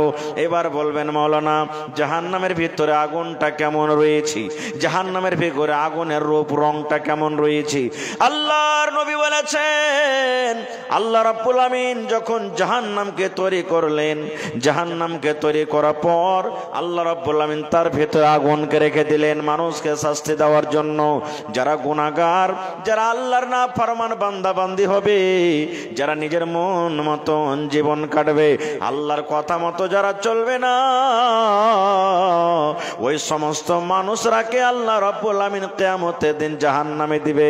আল্লাহ ফেরেশতাকে বললেন, এই আমার ফেরেশতা, যাও রে যাও, তোমরা ওই জাহান্নামের ভিতরে আগুন রয়েছে, ওই আগুনটাকে তোমরা তেজ করে দাও। কামার বুঝেন আপনারা? কামার বুঝেন ভাই? কামার যখন লোহাটাকে গরম করে, কয়লাকে যখন লাল করে, একটা এরকম ভাবে হাতে টানে আর অতি ফুঁক দেয়। আমরা আমাদের ভাষাতে ভাঁতি বলি, আপনারা কি বলেন? ভাঁতি বলছেন না? যত টানবে অত লোহাটা গরম হবে নাকি? এই মুসলমান, আল্লাহ রাব্বুল আমিন ফেরেশতাকে বললেন, ফেরেশতারি যাও, তোমরা জাহান্নামের ভিতরে আগুনটাকে তেজ করে দাও। জাহান্নামের ভিতরে আগুন তেজ করতে লাগলো। ফেরেশতারা ফোঁক দিতে লাগলেন, ফোঁক দিতে আছেন, ফোঁক দিতে আছেন। কতদিন ফোঁক দিলেন? আমি আপনি দেখি, বাড়িতে যদি আগুন জ্বালিয়ে দিই, বাড়িতে যদি ধূর ধরিয়ে দিই, আগুনটা যদি টিম টিম করে জ্বলে, আমরা আগুনটাকে ধদকে দিই, জোর জোর করে আমরা ফোঁক মারি। যত ফোঁক মারবো আগুনটা আরো তেজ হয়ে যাবে। ফেরেশতারা জাহান্নামের ভিতরে বন্ধুরে ওই আগুনকে তেজ করতে শুরু করলেন, ফোঁক দিতে লাগলেন। কতদিন দিলেন? একদিন নয়, দুদিন নয়, 3 দিন নয়, 5 দিন নয়। আল্লাহর নবী বলেছেন 1000 বছর পর্যন্ত ফোঁক দেওয়া হলো। কতদিন? 1000 বছর ফোঁক দেওয়া হলো। যেদিন 1000 হয়ে গেল বছর, আগুনের রং কিন্তু লাল হয়ে গেল। দাও দাও দাও দাও করে আগুন জ্বলছি। ফেরেশতারা বললেন, আল্লাহ জাহান্নামের আগুনের রং লাল হয়েছে। রব্বুল আলামিন জাহান্নামের আগুন একবারে দাও দাও দাও দাও করে জ্বলছি। আল্লাহ রব্বুল আলামিন বললেন, ফেরেশতারে আমার গুনাহগার পাপী বান্দা বান্দীদেরকে শাস্তি দেওয়ার মতো এখনো আগুন হয়নি রে। যাও যাও যাও, আরো 1000 বছর তোমরা ফোঁক চালিয়ে দাও। আবার ফেরেশতারা গেলেন, আবার জাহান্নামে ফোঁক দিতে শুরু করলেন। ফোঁক দিতে দিতে দিতে আবার 1000 বছর পর্যন্ত ফোঁক চালিয়ে গেলেন। এইবারে যেই দিন 2000 বছর পূর্ণ হয়ে গেল, প্রথম 1000 বছরে আগুনের রং ছিল লাল, এইবারে দ্বিতীয় 1000 বছর যখন পূর্ণ হয়ে গেল, আগুনের রং কিন্তু একবারে সাদা হয়ে গেল। আপনি দেখবেন বাড়িতে যদি আপনি ভুট্টা যদি আপনি এই ডাঁটাগালাকে যদি আপনি জ্বালিয়ে দেন, এই পোয়ালগালা খড়গালাকে যদি আপনি জ্বালান, এর তাপ কম হবে, আগুনের রংটা কিন্তু লাল হবে। আর আপনার বাড়িতে গ্যাস রয়েছে, আপনার বাড়িতে কয়লা রয়েছে, যেমন এই গ্যাসটা আপনি জ্বালিয়ে দেবেন, আগুনের রং কিন্তু সাদা হয়ে যাবে। যত আগুনের রং সাদা হবে, অত কিন্তু আগুনের তাপ তেজ হয়ে যাবে। ওরে সুবহানাল্লাহ! এইবারে যেদিন 2000 বছর পূর্ণ হয়ে গেল, আগুনের রং এই যেন হ্যালোজেন মার্কারি দেখছেন এই মতো সাদা হয়ে গেল। আল্লাহ রাব্বুল আমিন বললেন, ফেরেশতারে এখনো হয়নি রে ফেরেশতা, এখনো আমার গুনাহগার বান্দা বান্দীদেরকে শাস্তি দেওয়ার মতন আগুন হয়নি। যাও যাও যাও, আরো 1000 বছর পর্যন্ত তোমরা আগুনে ফোঁক দিয়ে দাও। আবার ফেরেশতারা ফোঁক দিলেন। একদিন, 2 দিন, বছর, 2 বছর করে আবার 1000 বছর যখন পূর্ণ হয়ে গেল, ওরে সুবহানাল্লাহ! এই যেমন দেখেন রাত ঘুটঘুট করে, অন্ধকার রাত, যখন চাঁদ ওঠা থাকে না, অন্ধকার রাত ঘুট ঘুট ঘুট করে, আন্ধারের কারণে কোন রকম কিছু দেখা যায় না। ওরে সুবহানাল্লাহ! আল্লাহর নবী বলে বলেছেন যেই দিন 3000 বছর পূর্ণ হয়ে গেল, এই অন্ধকার রাতের মতো জাহান্নামের ভিতরে ওই আগুনের রং কিন্তু কালো হয়ে গেল। আল্লাহ রাব্বুল আমিন বলেন, বান্দারে, হে ইমানদার বান্দা বান্দি, তোমরা শোনো, এরকম আগুনের তাপ তোমরা সহ্য করতে পারবে না। এই জন্য ইমানদার বান্দা বান্দি রে, তুমি এবং তোমার পরিবারকে জাহান্নামের আগুন থেকে বাঁচিয়ে নাও। নারে তাকবীর। ভাই আমার, কোনদিন কি আমরা চিন্তা ভাবনা করছি যে হাজী মাওলানা জাহান্নাম থেকে বাঁচবো কেমন করে? জাহান্নাম থেকে বাঁচার উপায় কি? জাহান্নাম থেকে কিভাবে বাঁচতে হবে? বা কোন এমন দুনিয়াতে আমল যদি আমরা করি তাহলে আল্লাহ তাবারক ওয়া তাআলা রাগ করে জাহান্নামের ভিতরে দিয়ে দিবেন? আমরা কি কোনোদিন চিন্তা ভাবনা করছি? আমরা কোনোদিন চিন্তা ভাবনা করি না। আমাদের একটাই কাজ, সকাল হলো, নামাজ পড়লাম না পড়লাম, মাঠে কাম কাজ করতে চলে গেলাম, সারাদিন কাম কাজ করে সন্ধ্যাবেলাতে যা বাড়িতে থাকলো খাওয়া দাওয়া করে আবার ঘুমিয়ে গেলাম, আবার কালকে কোন কাজ করব, আবার সকাল হলো কাজে চলে গেলাম। এই ডেলিকার রুটিন আমাদের এইটা। ভাই মুসলমান, জাহান্নাম থেকে বাঁচতে গেলে, শর্টে বলছি, সময় খুব কম, প্রথমে আল্লাহ বললেন নিজে বাঁচো, তারপরে ছেলে মেয়েরাকে বাঁচতে বলেছেন। নিজে কেমন করে বাঁচবো জি ভাই? প্রথম তো নিজেই বাঁচতে পারি না আমরা। কেমন করে বাঁচতে পারি না? আচ্ছা আপনারা বলেন তো, আপনাদের এলাকাতে, আপনাদের এই উত্তর দিনাজপুরে যখন একটা ছেলে একটা মেয়ের যখন বিবাহ হয়, তখন টাকা পয়সা গাড়ি ঘোড়া এগুলা কি লেনদেন হয়? জোরে বলেন। হ্যাঁ, এখানে তো শরীয়ত খাট্টা হয়ে গেল, এখানে তো নিজকে আমরা শেষ করে দিলাম। কেমন করে নিজে বাঁচতে পারবো? আল্লাহ রাসূল বলেছেন, তুনকাহুল মারআতু লিআরবাইন। হ্যাঁ আমার উম্মতরা, মানুষেরা বিয়ে করে। নবীজি বলেছেন আমার উম্মতেরা সাধারণ 4টা জিনিস থেকে বিয়ে করে। 1 নম্বর রাসূল বলেছেন লে মালিহা, মানুষেরা দেখে যাকে আমরা বিয়ে করব তার কাছে মাল রয়েছে কিনা, তার বাবার কাছে মাল রয়েছে কিনা, তার বাবার গাড়ি রয়েছে কিনা, জমি জায়গা রয়েছে কিনা। 1 নম্বর মাল দেখি। আর আমরা আসলে মালটা দেখি না? মালটা দেখি ভালো বড় বাড়িতে চলে রে, যে কিছু টাকা গালা বেশি বেশি করে পাওয়া যাবে, এই মালটা আমরা দেখি। 2 নম্বর আমরা কি দেখি? নবী বলেছেন ওয়ালে হাসাবেহা, খানদান দেখে, বংশ দেখে। বড় পার্টিতে ঢুক, বড় পার্টিতে চল, বড় খানদানে চল। গ্রামে গ্রামে যদি লড়াই ঝগড়া হয়ে যায়, দরকার হতে গেলে 5টা লাঠি পাঠিয়ে আমাদের যেন সাহায্য করতে পারে। এই জন্য আমরা বংশ দেখি। কত ভাই তো বলে হ্যাঁ হ্যাঁ গ্রামে একটা কুটুম টুটুম গেলা কর না রে, সব কুটুম বাহিরে করলি, দরকার হইতে গেলে লাঠি ঠ্যাঙ্গা নিয়ে কে দাঁড় হইবে সমাতে? তখন আমরা কি করি? এই গ্রামে একটা ভালো দেখে একটা কুটুম করি। 3 নম্বরে রাসূল বলেছেন, হে আমার উম্মতেরা, মানুষেরা দেখে ওয়ালি জামালেহা, যাকে আপনি বিয়ে করবেন দেখতে শুনতে কেমন, সে সৌন্দর্য আছে কিনা, রূপ চেহারা কেমন, ঠিক আছে দেখতে হবে, ভালো কথা। 4 নম্বর নবী বলেছেন মানুষেরা দেখে ওয়ালে তিনহা, সে মেয়ে ছেলের মধ্যে 3 দাঁড়িয়ে আছে কিনা। প্রথমে হলো মাল, দ্বিতীয় হলো বংশ, 3 নম্বর রাসূল বলেছেন সৌন্দর্য, 4 নম্বর আমরা দেখি কি? তার 3 দাড়ি। আল্লাহর নবী বলেছেন উম্মত, 4 খানার মধ্যে যদি কোনো মেয়ে ছেলের মধ্যে তুমি গুণ না পাও, হয়তো কোনো মেয়ে ছেলে দেখতে ভালো কিন্তু গরিব, হয়তো কোনো মেয়ে ছেলে গরিব কিন্তু দেখতে সুন্দর, হয়তো কোনো মেয়ে ছেলে খুব দেখতে ভালো কিন্তু তার কাছে দিনদারি নাই। নবী বলেছেন উম্মত রে, 4 খানার মধ্যে ফাজফার বেজাতি দিন, দিনদারি মেয়ে ছেলেকে তোমরা পছন্দ করো, দিনদারি মেয়ে ছেলেকে তোমরা তারজিহ দাও।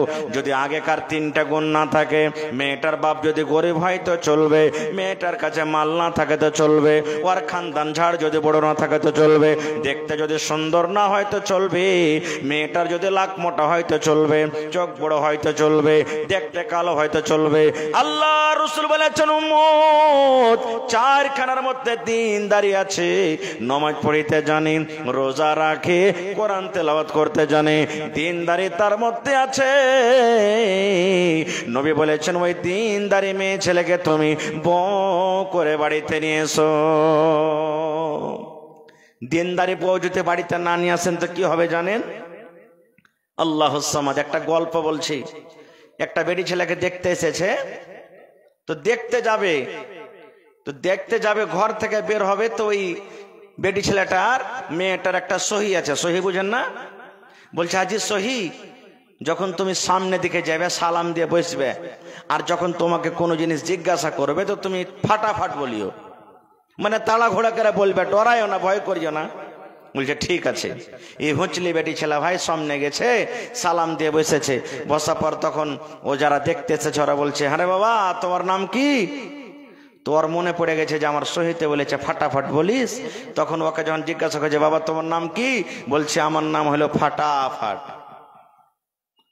মানুষেরা অবাক যে মানুষের নাম কি ফাটাফাট হয়? চলো ঠিক আছে। বলছে তোমার আব্বার নাম কি? বলছে ফাটাফাট। বলছে কতখানি পড়ালেখা করেছো? বলছে ফাটাফাট। বলেন তো এরকম যদি বেটি ছেলেকে বউ করে বাড়িতে নিয়ে আসেন, জীবনটা আপনার সুখে কাটবে? আপনি 1 লক্ষ টাকা মাসে ইনকাম করেন, স্ত্রীটা যদি নেককার দিনদার না হয়, জীবনটা আপনার সুখে কাটবে না। সব দিন আপনার জীবনটা কষ্টতে কাটবে, সব দিন কষ্টতে কাটবে। এই জন্য ভাই টাকার দিকে যান না। আমরা তো কি লাখ দিয়ে ফুটা বের হয়েছে, আপনাদের এলাকাতে আছে কিনা জানি না, লাখ দিয়ে ফুটা বের হয়েছে, ঠোঁট দিয়ে দুধ বের হয়েছে। 12 বছর 14 বছর ছেলেটার বয়সে আছে, বাপ বিহা দেওয়ার লেগা তাড়াঘোড়া করছে।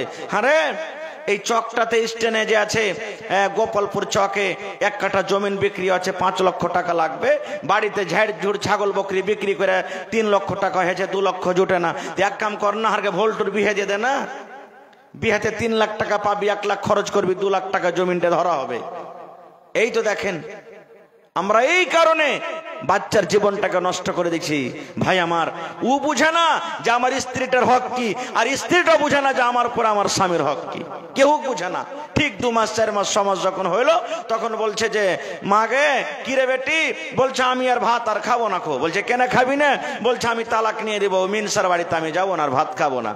বলছে ঠিক আছে, 3 লাখ টাকা দিয়েছি, আর ওপর থেকে 2 লাখ টাকা বিয়েতে খরচ হয়েছে, 5 লাখ টাকা দিয়ে দিয়ে তালাক করে চলে যেত বাড়িতে। এই তো আমাদের মধ্যে হয়েছে। ভাই আমরা মুসলমান, আজকে আমরা দেখেন কোথায় আমরা আছি। তো জাহান্নাম থেকে বাঁচতে হবে, প্রথমে নেককার স্ত্রীকে বাড়িতে নিয়ে আসতে হবে, যেখানে আমরা নেককার স্ত্রী বাড়িতে নিয়ে আসি না। বিয়ে কেমন হয়, বিয়ে কিভাবে হয়, আমি সমস্ত কথাকে ছেড়ে দিলাম, সময় খুব কম। আল্লাহ রাসূল বলেছেন, হ্যাঁ আমার উম্মতরা তোমরা শুনে নাও, নতুন বউকে নিয়ে তুমি যখন ঘরের মধ্যে যাবে, তোমার স্ত্রীটা তোমার জন্য পালঙ্গে বসে থাকবে, তোমার জন্য পালঙ্গে রেডি হয়ে থাকবে, তোমার জন্য চোখের ওপরে বসে থাকবে। এবার সালাম দিয়ে তোমার বিবির ঘরের ভিতরে তুমি ঢুকে যাও, আর ঢোকা পর তোমার বিবির পাঞ্জরে বসে যাও। নতুন স্ত্রী নতুন বউ তোমার বিবির পাঞ্জরে তুমি বসে যাও। আল্লাহর নবী বলেছেন উম্মত, তোমার এই বিবির কপালের ওপরে এই চুলগুলা রয়েছে, এই চুলগুলার মধ্যে 2টা 3টা 4টা 5টা চুল তুমি এরকম ভাবে ধরে নাও, আর ধরা পরে এখানে একটা দোয়া পড়িতে হবে। কি দোয়াটা? আল্লাহুম্মা ইন্নী আসআলুকা খাইরাহা ওয়া খাইরা মা জাবালতা আলাইহি ওয়া আউযু বিকা মিন শাররিহা ওয়া শাররি মা জাবালতা আলাইহি। কি দোয়াটা পড়বেন? নতুন বউ নতুন বেবি আপনার ঘরের ভিতরে আছে, বেবির কপালের উপরে চুল ধরবেন, আর ধরা পর এই দোয়াটা পড়বেন, আল্লাহুম্মা ইন্নী আসআলুকা খাইরাহা ওয়া খাইরা মা জাবালতা আলাইহি ওয়া আউযু বিকা মিন শাররিহা ওয়া শাররি মা জাবালতা আলাইহি। ইমানদারের সাথে বলেন তো কয়টা লোক পড়েছি দোয়াটা? হ্যাঁ হালাদ্রি।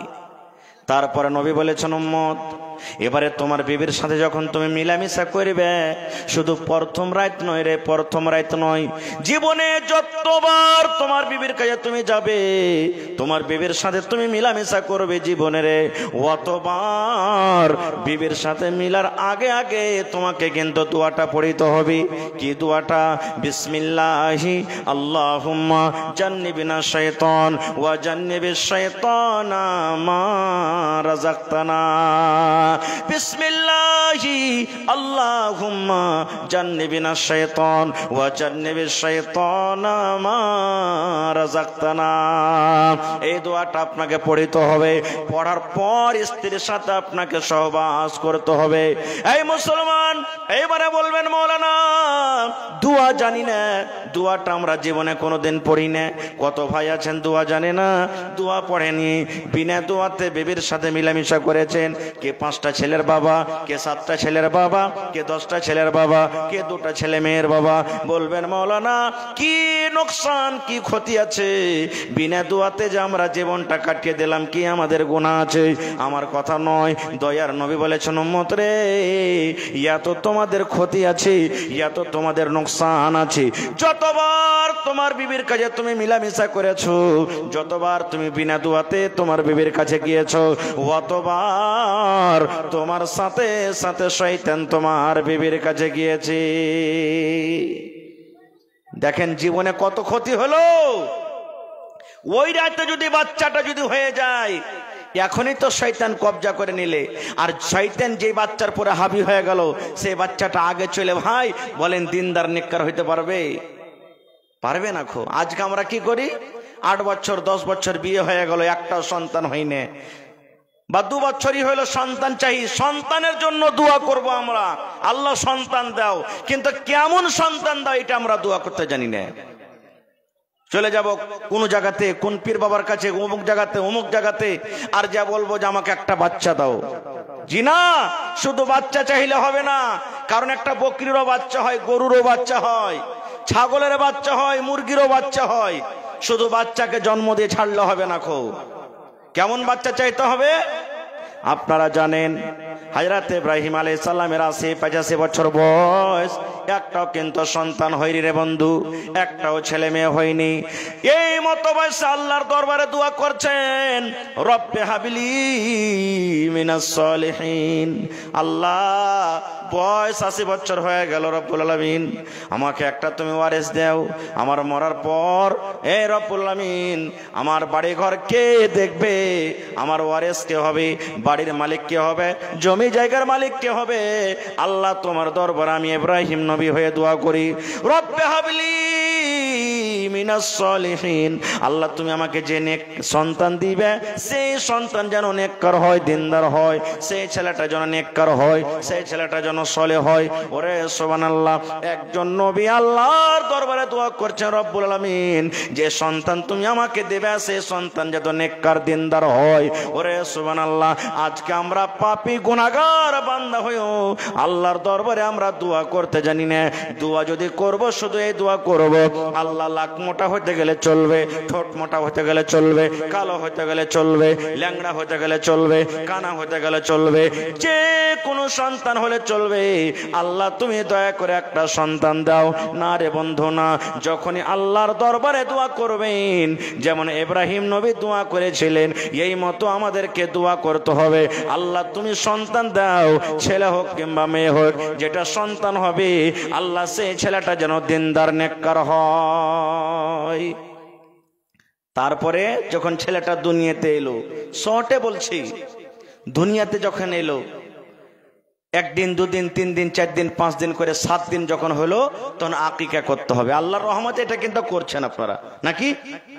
এটা হয়েছে আল্লাহর রহমত, আল্লাহর দয়াতে আকিকা করতে হবে।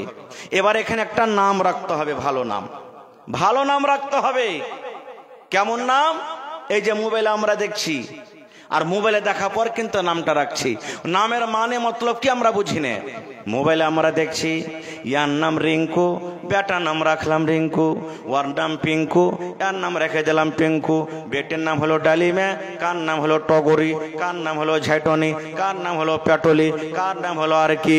এই মুসলমান, শরীয়তি নাম রাখতে হবে রে ভাই। আল্লাহ রাসূল বলেছেন আল্লাহ রাব্বুল আলামিনের দরবারে সব থেকে উত্তম নাম হলো আব্দুল্লাহ, আব্দুর রহমান, কিংবা সাহাবীদেরকে নাম রাখেন। আল্লাহর যত সেফাতি নাম আছে নাম দিয়ে রাখেন। আল্লাহর নাম হলো সাত্তার, এই আমার বান্দারা তোমরা আব্দুল সাত্তার রাখো। আল্লাহর নাম হলো সামি, আব্দুল সামি রাখেন। আল্লাহর নাম হলো জব্বার, আব্দুল জব্বার রাখেন। আল্লাহর নাম হলো রহমান, আব্দুর রহমান রাখেন। এই মতো আল্লাহ রাব্বুল আমিনের সেফাতি নামগুলা দিয়ে আপনি রাখবেন। কিন্তু ওরে সুবহানাল্লাহ, আজকে আমরা নামের মতলব না জেনে বেটার যা ইচ্ছা হলো সেইটাই আমরা নাম রেখে দিলাম। ভাই আমার, আজকে আমরা মুসলমান ছেলে পিলার নামগুলাও ভালো রাখতে জানি না। খো আর একটু আগে চলেন। এবারে ছেলেটা যখন আস্তে আস্তে বড় হলো, ঠিক 2 বছর 3 বছর 4 বছর যখন হইলো, ছেলেটা যখন কাঁদতে লাগলো, তখন আমরা মোবাইল দিয়ে দিলাম হাতে। দিনা ভাই, মোবাইল দিয়ে দিলাম। ছেলেটা কাঁদছে, চুপে গেল। 2 দিন 4 দিন 5 দিন করতে করতে ঠিক 2 মাস 4 মাস যখন মোবাইলটা হাতে থাকলো, তখন একটা সুন্দর একটা গান শিখে নিলে, গরো গরো মকরাতে কালা কালা চশমা শিখে নিলে। তখন আমি কি বলবো, আপনি বলবেন রে কত মাথাটা টেক্কা রে, ওরে আল্লাহ দেখ শিখে নিয়েছে রে, শিখে নিয়েছে। আমার বেটার মাথাটা কত টেক্কা রে। না, মাথা টেকা নয়, জীবনটাকে ধ্বংস করে দিলেন আপনি, তার জীবনটাকে নষ্ট করে দিলেন। হে মুসলমান, তারপরে নবী বলেছেন উম্মত এই করে 1 বছর 2 বছর 3 বছর 4 বছর 5 বছর করে করে 7 বছর যখন তোমার বয়স হয়ে যাবে ছেলে মেয়ের, তখন তাকে মসজিদে নিয়ে যাও। বেটারে নামাজ পড়িতে চলো, বেটা তুমি ওযু করো, বেটা আমার সাথে নামাজ পড়ো, আমি যেইভাবে ওযু করছি তুমি করো, আমি যেইভাবে নামাজ পড়ছি ওইভাবে করো। 7 বছর থেকে নিয়ে 10 বছর পর্যন্ত নবী বলেছেন শিখিয়ে দাও। এবার যখন 10 বছর পূর্ণ হয়ে গেল, নবী বলেছেন যদি তোমার ওই বেটা বেটি নামাজ না পড়ে রে উম্মত, তাকে মারো, আর মারার পর তুমি মসজিদের ভেতরে নিয়ে যাও। আজকে আমার ছেলে মেয়েরাকে কি মারবো রে বন্ধু? বেয়াদবি মাফ করবেন, আপনার ছেলে হিসাবে বলি, ভাই হিসাবে বলি, আপনার বন্ধু হিসাবে বলি, আজকে যত লোক এখানে আমরা বসে আছি, ওরে সুবহানাল্লাহ, আমার মনে হয় 5 ভাগ করে 1 ভাগ আমরা মানুষ নামাজ পড়ি, 4 ভাগ আমরা কিন্তু নামাজ পড়ি না। বলবেন মাওলানা নামাজ না পড়তে গেলে কি হবে? আমার কথা না রে বন্ধু, আল্লাহ রাব্বুল আলামিনের কোরআন বলছেন, আল্লাহ নিজে বলেন যখন জান্নাতীরা জান্নাতে বসে থাকবি, ওরে সুবহানাল্লাহ, আজকে যেমন বসে বসে আপনারা জালসা শুনছেন, কোন একটা মানুষ যদি হেঁটে চলে যায়, আপনি তাকে জিজ্ঞাসা করবেন ভাই রে তুই কোথায় আছিস? এই মতো নবী বলেছেন, আল্লাহ বলেন এই দুনিয়ার মানুষ জান্নাতীরা জান্নাতের ভিতরে বসে থাকবে, ওদের পাঞ্জর দিয়ে দলের দল জামাতের জামাত মানুষেরা জাহান্নামের ভিতরে চলে যাবে। জাহান্নামের ভিতরে যখন ঢুকবি, এবারে ওই জান্নাতি লোকেরা ওই জাহান্নামীরাকে বলবে রে জাহান্নামী ভাই, তোমরা কি কারণে তোমরা জাহান্নামে আজকে চলে যাও? তোমরা দুনিয়াতে কোন এমন আমল করেছিলে, কোন এমন পাপ করেছিলে, তোমাদের দ্বারাতে কোন এমন গুনাহ হয়েছিল যে গুনার কারণে আল্লাহ নারাজ হয়ে তোমাদেরকে জাহান্নামের আগুনে দেয়? এই মুসলমান, আমার কথা নয়, আল্লাহর কোরআন বলেন সেই দিন জাহান্নামীরা বলবেন ক্বালু লাম নাকু মিনাল মুসাল্লিন। আব্দুল্লাহ রে, একসাথে কত খেলাধুলা করেছেন রে ভাই, একসাথে চায়ের দোকানে ছিল, যেমনই মাগরিবের টাইমে আজান হয়েছিল রে ভাই, আমি চা খেতে থেকে গেছি, আর তুমি চা খেয়ে দিয়ে তুমি মসজিদের ভিতরে চলে গেছিলা। বাজার ঘুরতে গেছো ভাই রে, জোহরের নামাজের টাইম হয়ে গেছে, আমি মাঠে কাম কাজ করতে থেকে গেছি, দোকানে বসে বসে থেকে গেছি, গল্প করেছি, আর তুমি তাড়াহুড়া করে নামাজ পড়িতে চলে গেছিলে, বিচারে চলে গেছেন রে ভাই। ওই বিচারে বসে যেমনই আসরের নামাজের টাইম হয়ে গেল, তুমি তাড়াহুড়া করে ওযু করে আসরের নামাজ পড়তে গিয়েছিলে। গেছিলে, আর আমি ওই মজলিসে বসে থেকে গেছিলাম, নামাজ পড়িনি। এবার সমস্ত লোকরা বলবে জাহান্নামীরা, লাম নাকু মিনাল মুসাল্লিন। এই আব্দুর রহমান ভাইরি, আমরা জীবনে দুনিয়াতে নামাজ পড়িনি, নামাজে ছিলাম না, যার কারণে আল্লাহ রাব্বুল আমিন আজকে আমাদেরকে জাহান্নামের আগুনে দিয়েছেন। কয়েকটা কারণ তার আরো আছে জাহান্নামে যাওয়ার, তার মধ্যে একটা কারণ যেটা 1 নম্বরে আল্লাহ বয়ান করেছেন, সেটা হলো কি, যে দুনিয়াতে নামাজে ছিলাম না। আজকে আমরা বেটাকে কি শিখাই জানেন? কত বাপ নিজের চোখে দেখেছি ভাই, কানে শুনেছি, 7 বছর 8 বছরকার বয়স, বাপ কোনো কাম করছে, হয়তো বাড়িতে আছেন, মাঠে কামে যাইবেন বা গলিতে কোনো কাম করছে, বেটাকে বলছে, হদলা রে, কি জি বাপ, কি জি আব্বা, কি আছে? বলে, আরে কুঠির ওপরে বিড়ি আছে, একটা বিড়ি গেলা ধরিয়ে লিয়ে তো। মাঠে কাম কাজ করতে চলে গেছেন, হাত খারাপ হয়ে আছে, বলছে যে আব্দুল্লাহ রে, কি হে বাপ? কই যে পকেটটাতে খাইনি থাওয়া আছে, আর নাম আমি ব্রেন টনিক রেখেছি, ব্রেন টনিক।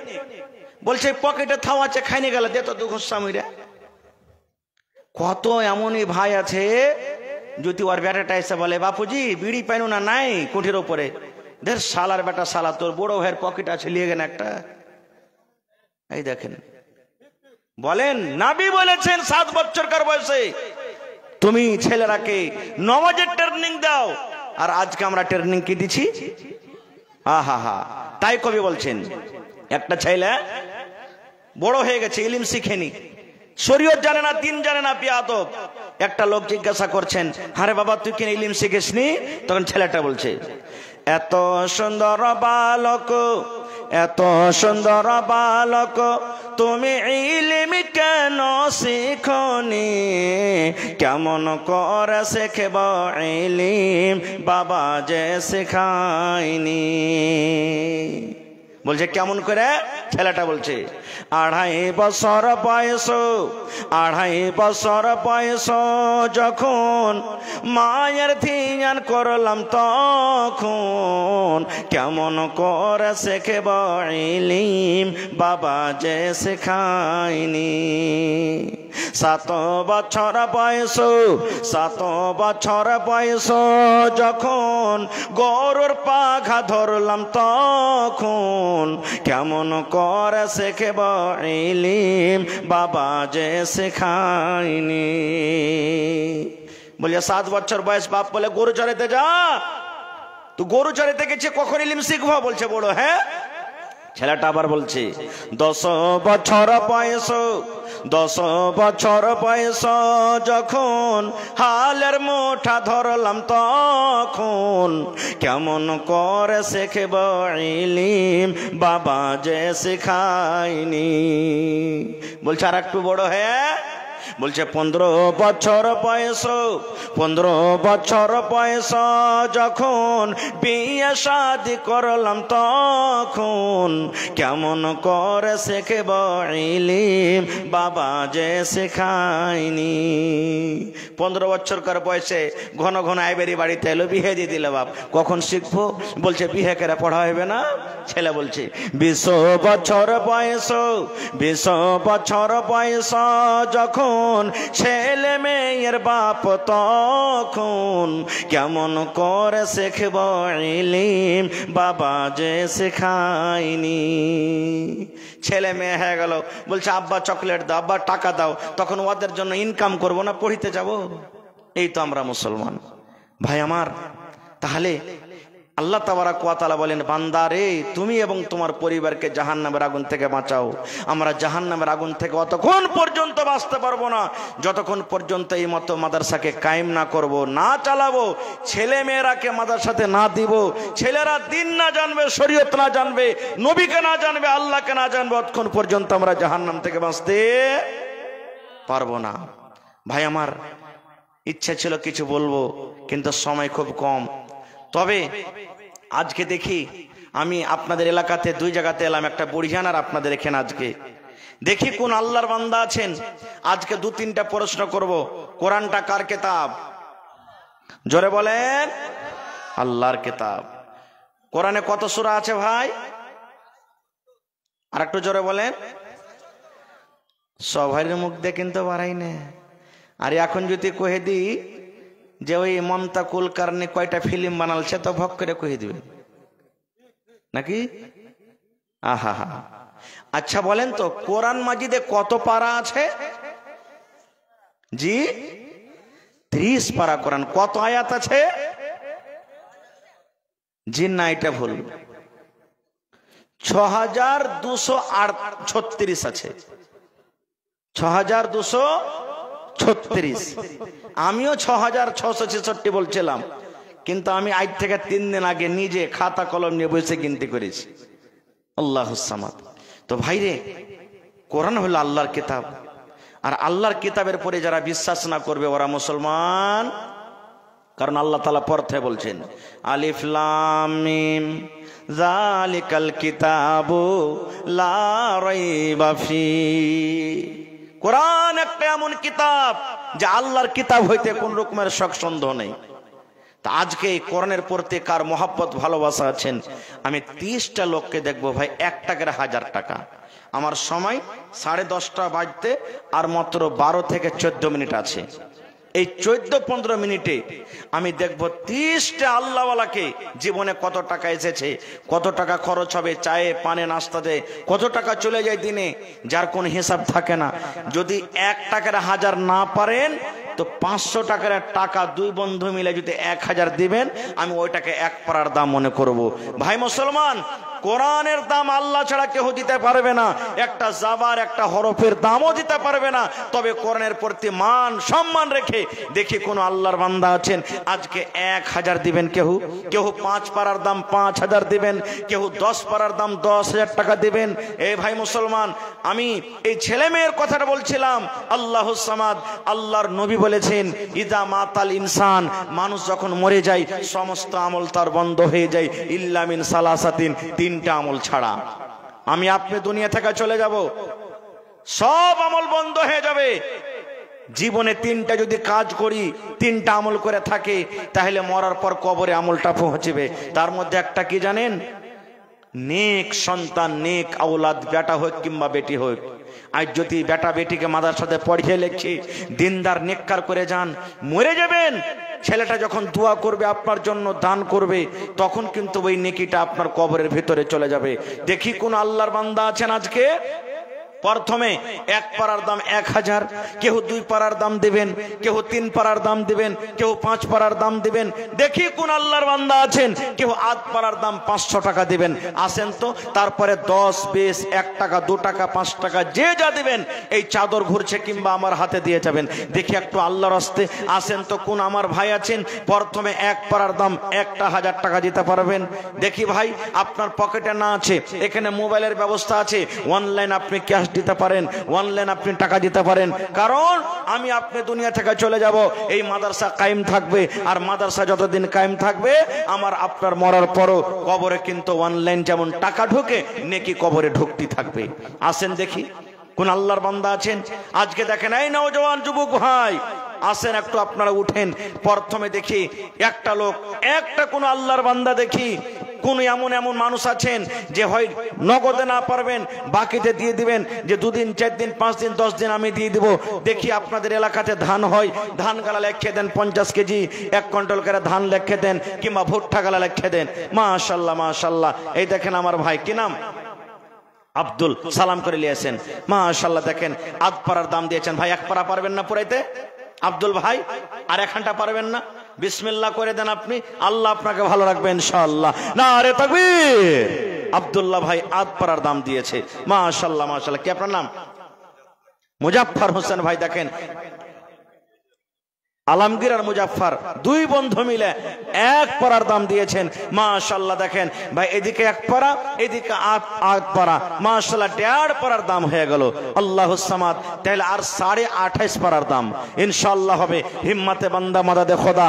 এই মাদ্রাসার সরকার হলেন আপনারা, এই মাদ্রাসার মালিক হলেন আপনারা। আপনাদের টাকাতে মাদ্রাসা চলে, সরকারের তরফ থেকে কোনো সহযোগিতা আসে না। এই জন্য আপনাদেরকে আজকে মাদ্রাসা চালাইতে হবে। দেখি ভাই, আজকে কোরআনের প্রতি মহব্বত ভালোবাসা কার আছে? আল্লাহ তাবারাক ওয়া তাআলা দেখছেন।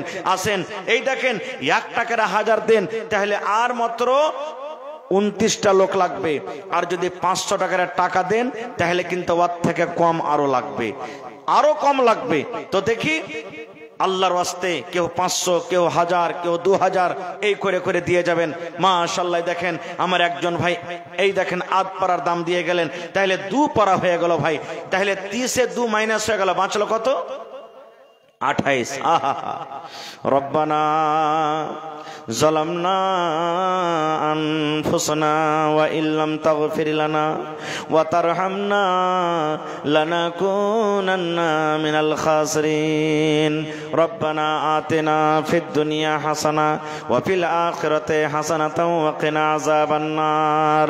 আয় রব্বুল আমিন, তোমার বান্দারকে তামাশা দেখো, তোমার কোরআনকে কত ভালোবাসে আল্লাহ, ভালোবাসা দেখিয়ে আল্লাহ 500 করে এই রব্বুল আমিন 4 জনে 2 পারার দান জমা করে গেল। আল্লাহ তার দান তুমি কবুল করে নাও। আল্লাহ তাদের মনের আশাকে পুরো করো, রোজি রোজগারে আল্লাহ বরকত দাও, কামাই থামাইতে তুমি বরকত দাও, দুনিয়ার ভেজাল দুনিয়ার ফিতনা থেকে আল্লাহ বাঁচিয়ে রাখো। যতদিন দুনিয়াতে বাঁচাবি ইমানের হালাত রাখো, নেককার দিনদার করে রাখো।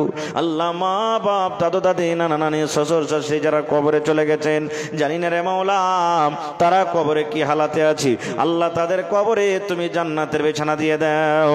রব্বানা তাকাব্বাল মিন্না ইন্নাকা আনতাস সামিউল আলিম। আমিন। আহা পারা কোম্পানি মাশাআল্লাহ, কতটি আছে এখানে? 5000 টাকা মাশাআল্লাহ। নারে তাকবীর।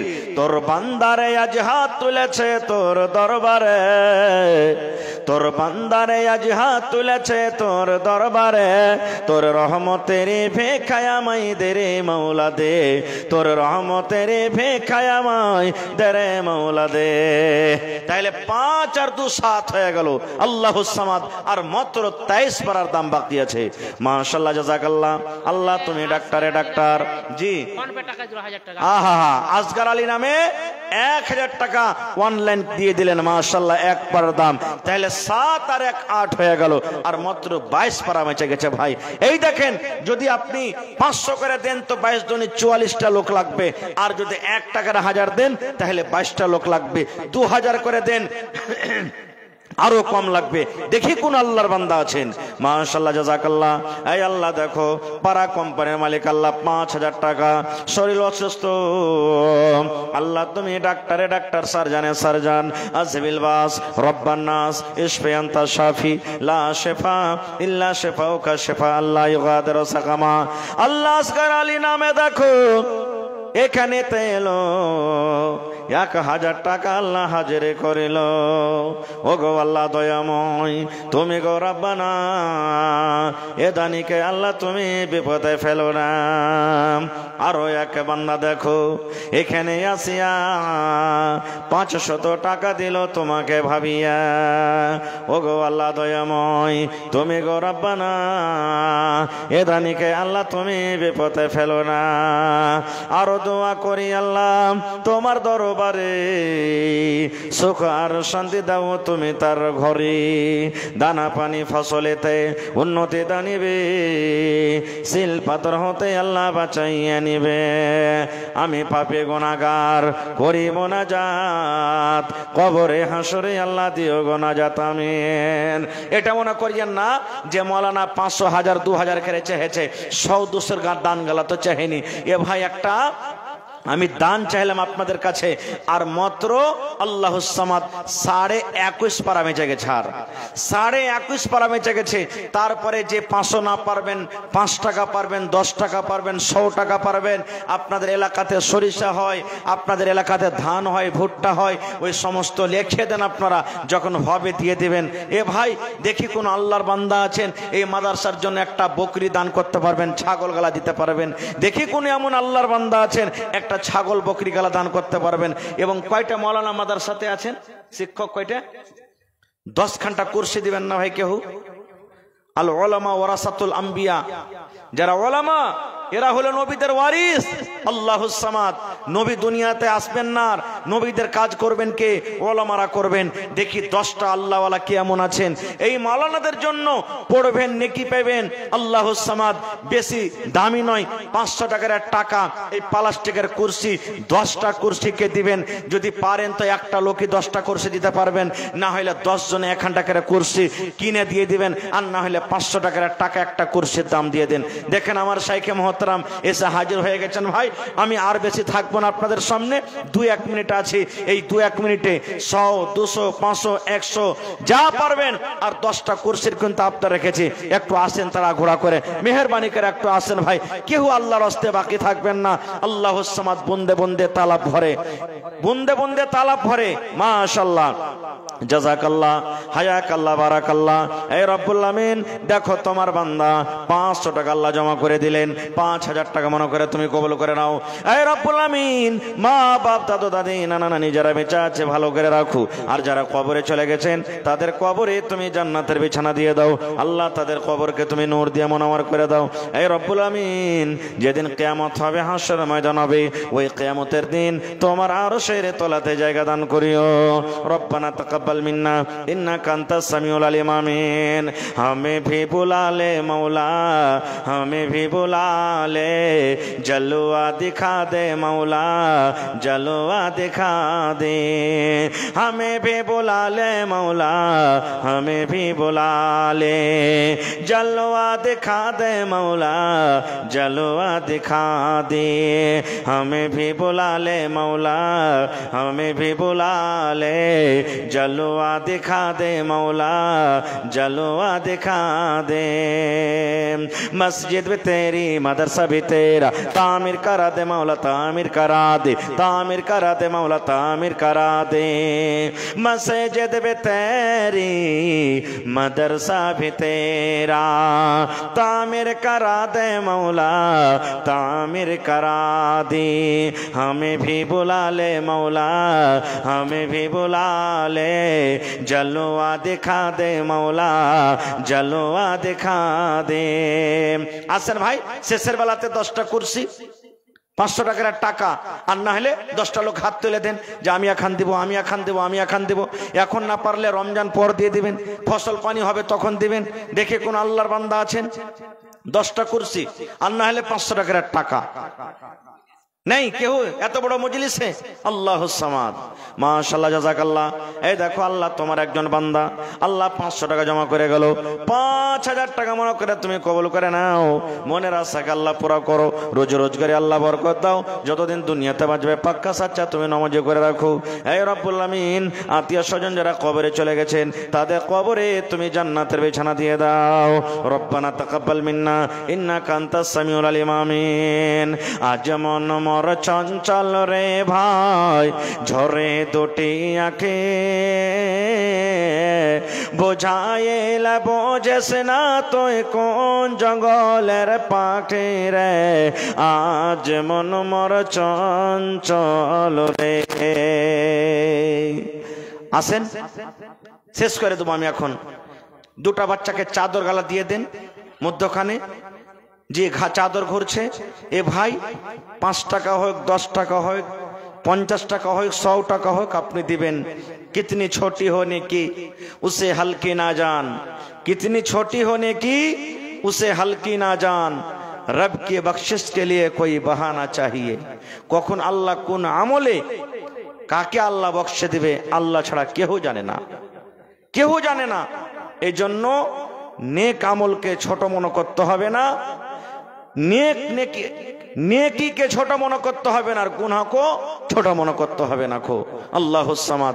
এই চাদর ঘুরছে দেখেন, আল্লাহ তাবারাক ওয়া তাআলা বলেন ওয়া আম্মাস সাইলা ফালা তানহার।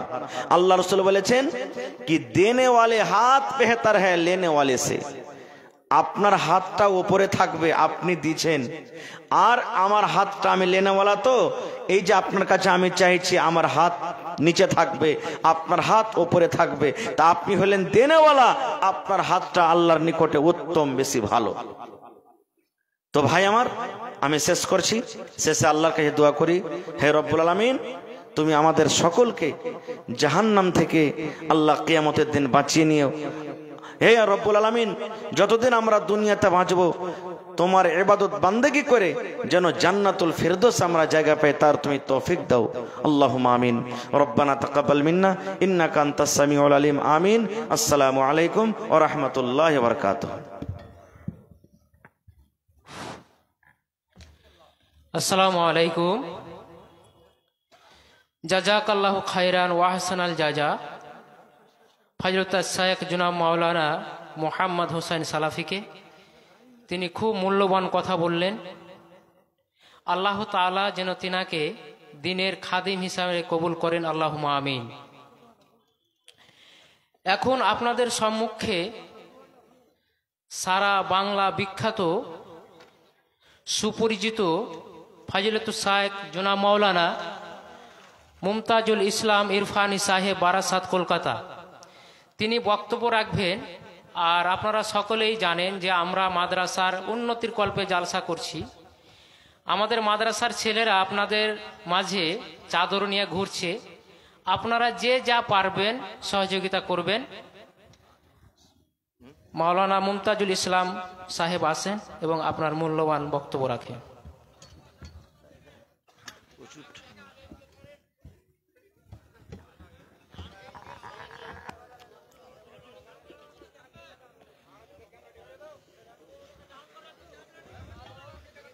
ক্যামেরার উপরে অত্যাচার করিয়েন না। ক্যামেরা সম্পর্ক তো আপনারা অতটা মানে কি বলবো, মানে ক্যামেরাটা হচ্ছে একটা দিন প্রচারের মাধ্যম। বড় বড় সাইক এককালীন এটাকে খারাপ মনে করছিল, এখন ওনারাই সমর্থন করছেন। ক্যামেরাটাই হচ্ছে দিন প্রচারের একটা মাধ্যম।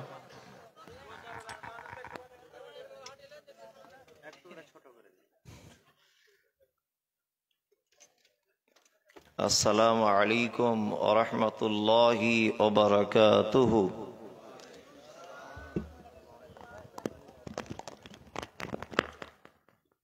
আলহামদুলিল্লাহি রাব্বিল আলামিন আর রহমানির রহিম মালিকি ইয়াউমিদ্দিন ইয়্যাকা না'বুদু ওয়া ইয়্যাকা নাস্তাঈন ইহদিনাস সিরাতাল মুস্তাকিম সিরাতাল লাযীনা আন'আমতা আলাইহিম গায়রিল মাগদুবি আলাইহিম ওয়ালাদ-দাল্লিন। আমিন। ربنا آتنا في الدنيا حسنة وفي الآخرة حسنة وقنا عذاب النار. آمين.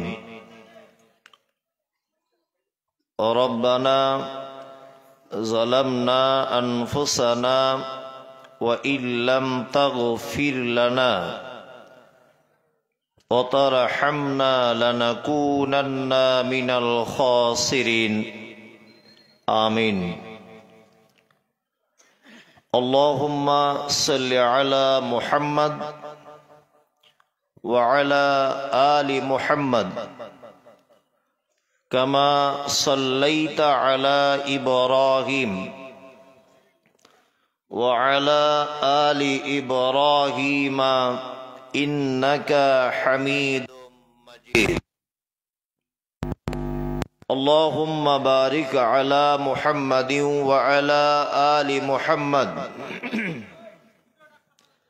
كما باركت على إبراهيم وعلى آل إبراهيم إنك حميد مجيد. آمين. رب اشرح لي صدري ويسر لي أمري واحلل عقدة من لساني يفقه قولي. ربي زدني علما. وقال الله تعالى أعوذ بالله من الشيطان الرجيم وما خلقت الجن والإنس إلا ليعبدون وقال الله تعالى فإذا قرأت القرآن فاستعذ